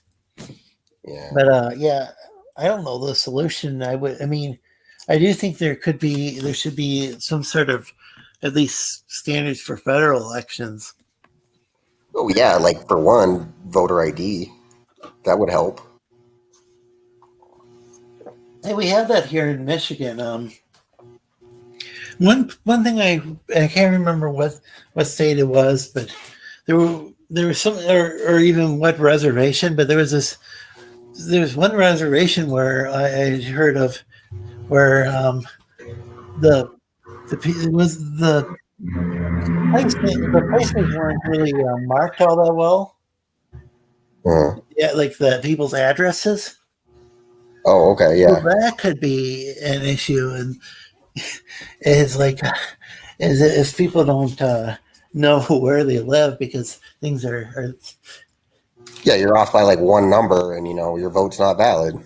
Yeah, so definitely steps should be taken to but what I don't get is like people claiming that just because someone has a certain skin color, I'm not talking about living on a reservation where they've got different laws and stuff, but some people say, well, this person, the minorities can't go and get an ID. And I don't quite understand why that would be the case. Maybe there's something I'm ignorant of, but I'm having a hard time understanding why. Huh? If they're in this country legally, they shouldn't have a Yeah, because some people but, say, you well, know, this discriminates against black people. And it's like, I'm trying to figure out, well, why, what, because even if personally, somebody had to take the bus to get to the DMV, yeah, I would still think that people would be getting IDs regardless, because yeah, I don't even own a car, and I'm able to go and get a yeah. And I don't think the issue ID. is so much about race. I just think they say it's race, so less people support the idea. They'll say, "Oh, this is race." That's what they do. They just say, "Oh, this is racist." It's not really racist. It just goes against our principles, our ideas. So we're gonna call it racist. So Yeah, people don't think it's and it would be toxic. interesting to see if it might be white people making that claim, and more often than the, you know, it'd be I interesting mean, to do like a study and see who's actually making the claim. Most yeah, because like it's a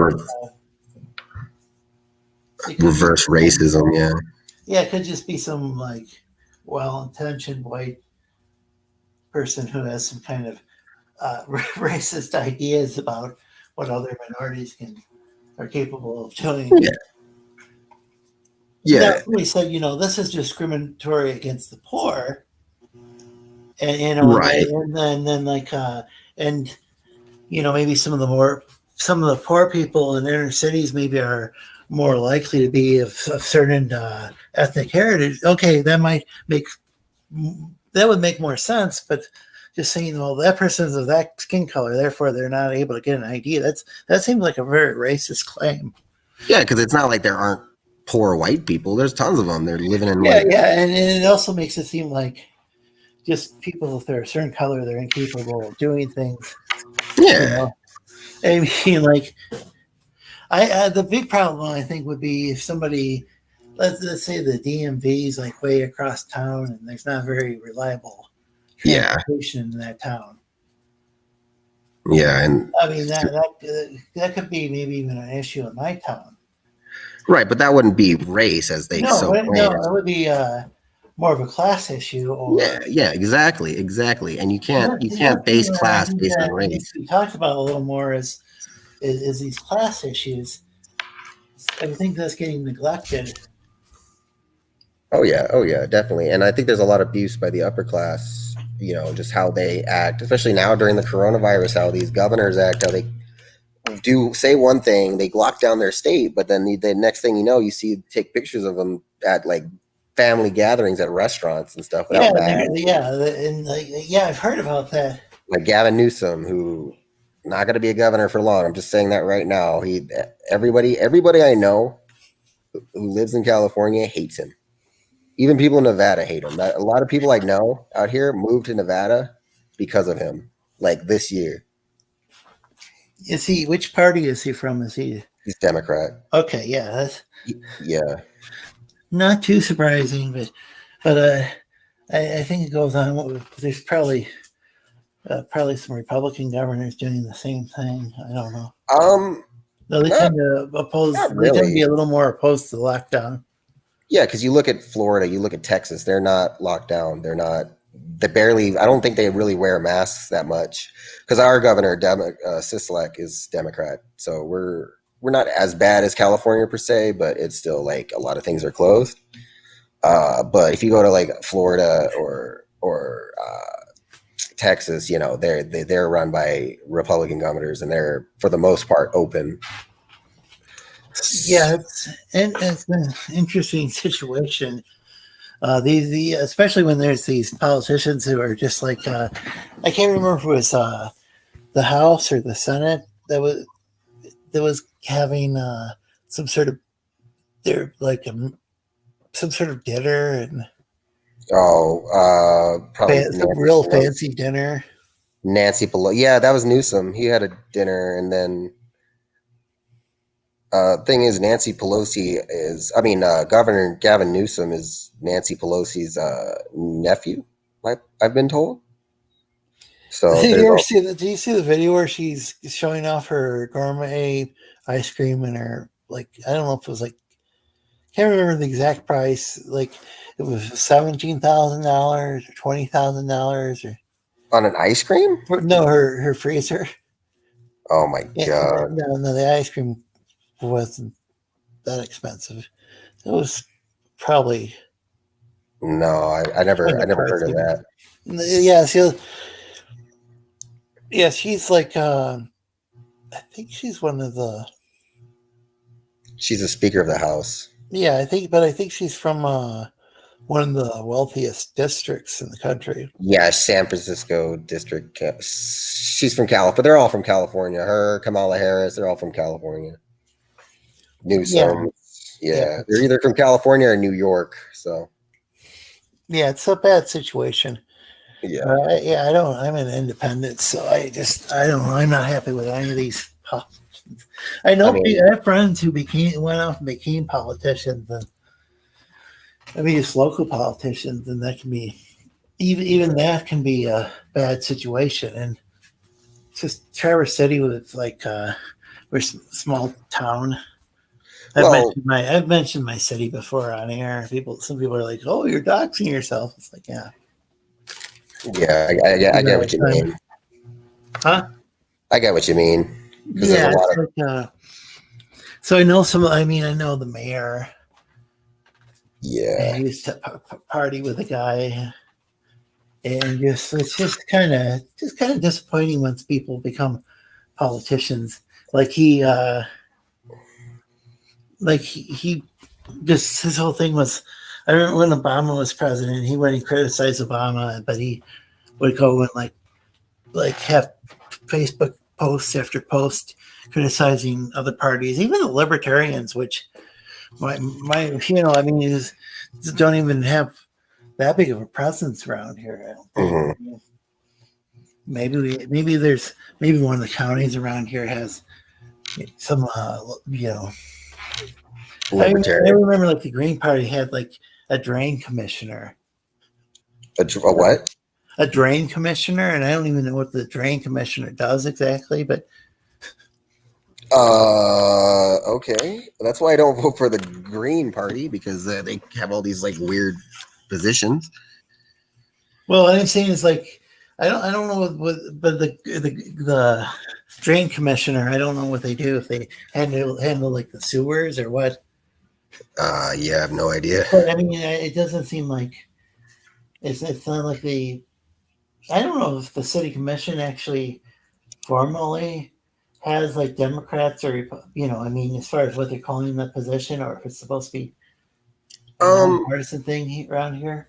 well, I noticed in the election, you're talking about like the small town, like kind of elected officials, like city Yeah. council members.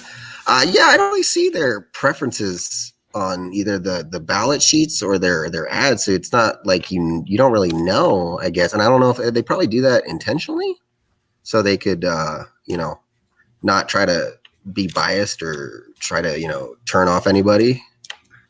But then again, I could be wrong. There could be some I'm that do. just saying it because one of my friends claimed to be independent, but she's basically a Democrat. Yeah, It's yeah. like, and it's like, okay, whatever. It's like, Well, you know, independent is ultimately based on both those two parties being an independent. You have values of both parties into one, but yeah. you I also just have don't things know that are if distinct. about any single conservative value that she holds. Whereas, I've got ideas that are from both, some mix of like left and right wing ideas myself. Some things I agree with Democrats, and then some Yeah, things I agree with Republicans. Like, yeah, that's how I am. But with her, it seemed like she agreed with every single thing the Democrats came up with. which And is so just not good, you know. I'm not sure how that's independent, but maybe just technically for Yeah, the purposes of getting elected, he's not. I Maybe he's just not affiliated with the Traverse City Democratic Party. think it's like they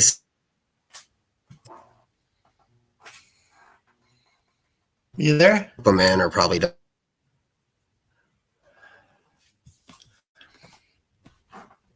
Oh, I can't hear you.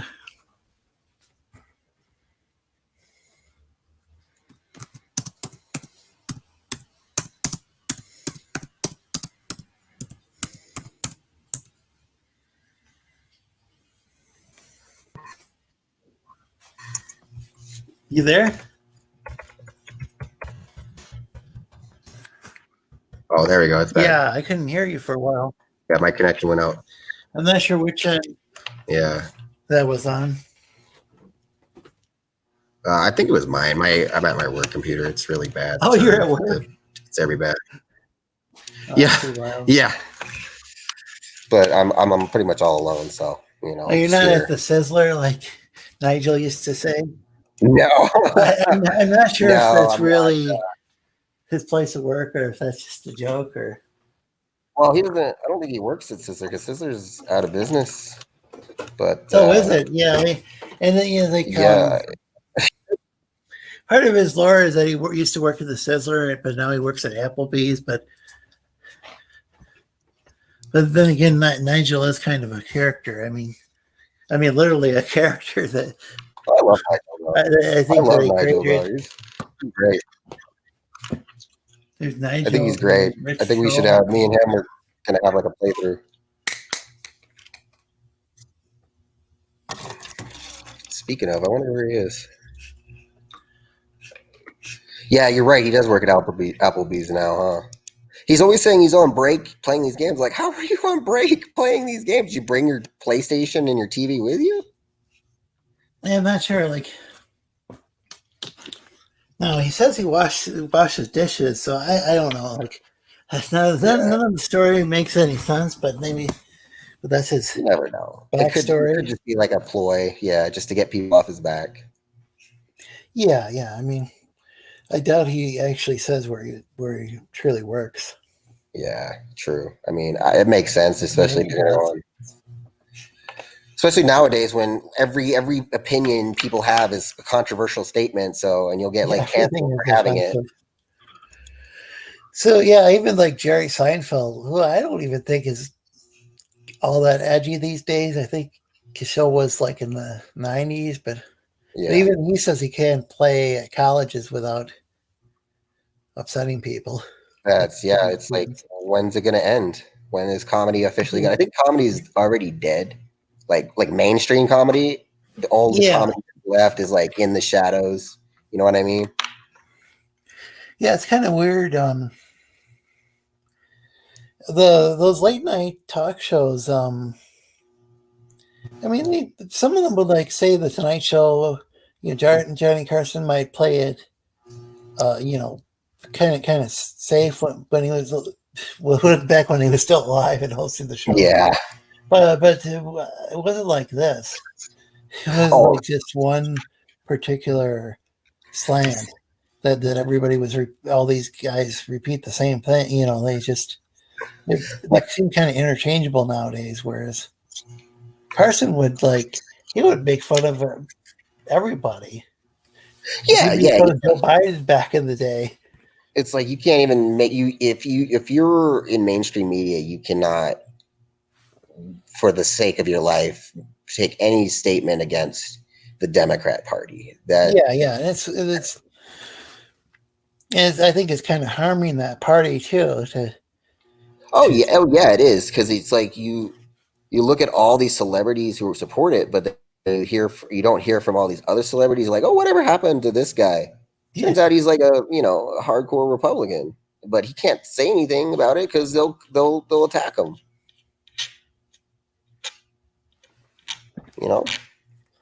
The thing is, I had no idea what Carson's political affiliation was, or if he was even political. I mean, because the way he would, I mean, it was a long time ago. I was a kid when he was on TV, but it's like because he jokes around about everything. Yeah, that's true. And that's I think that's how it should be. Yeah, I mean, you should be able to laugh at yourself. So you shouldn't get all worked up if, say, somebody calls you out. It's like he's making fun of everyone, If like when Dave Chappelle, I think he did something. I don't know if it was Dave Chappelle or someone else said something about the transgender community, and they went nonstop. But it was like during that whole special, he was literally talking about every single person. So you're telling me, and I think that's what he said. The reason was that he did make a joke about trans people. Just But- because otherwise it's almost as if trans people don't exist and they're are not part of. I mean, they would exist, but they wouldn't necessarily be fully part of our society if comedians weren't allowed to joke. I think that was what he was saying. Yeah. It's like Yeah. I'd be more concerned like nowadays if somebody, gosh, you can't joke about like there's a whole list of different categories that people can't joke about, and Yeah. you can't It gets joke harder. about like certain nationalities and Mm-hmm. and orientations and gender identities and disabilities and all this whole thing. And then it's like, But if you're white, you're open game. It's like, it just it doesn't and then And here's I'm on the autism spectrum. Here's the thing. It's like, And so it's if I said people can't joke about autism, then that would be yeah. that would be like not only foolish, but it'd be kind of self-defeating because it'd be like then I wouldn't even be part of society in a way. And it's got to the point where it's like it's not even about race. It's like you could be a black person who supports, I don't know, the Republicans support Trump. Doesn't matter if you're black. It's like I guess you don't matter anymore once you have that opinion. It's like This is kind of odd how it's turned that way. And I think it's been that way kind of for a while because I do remember like Clarence Thomas when he got appointed to the Supreme Court. There did seem to be a fair amount of like racism towards him. Yeah. Oh yeah. Instead of just looking at what are his ideas so somebody thinks his ideas are bad. That's something I could, because I don't agree with all of his opinions or all of any of these Supreme Court justices' opinions. Criticize somebody's ideas, not their skin color. Yeah, exactly. It's so silly. It's like, I'm against racism. I'm anti-racist. I'm going to prove that by being racist. It's like, what? Yeah, exactly. Oh, I'm anti-racist, but the minute a black man supports Trump, it's like, oh, that, he's not, Well, I didn't know anything. I mean, I didn't really know much about Trump when he got elected, and I used to just believe what I heard, on the news, and then, but the thing was, and then I realized that there were like some legitimate reasons people elected him. Like there were some things some of the ideas that he had, like keeping jobs in the country, and these were like ideas that the Democrats used to have.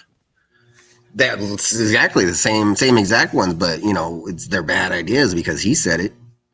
Yeah, or like talking about ending the wars.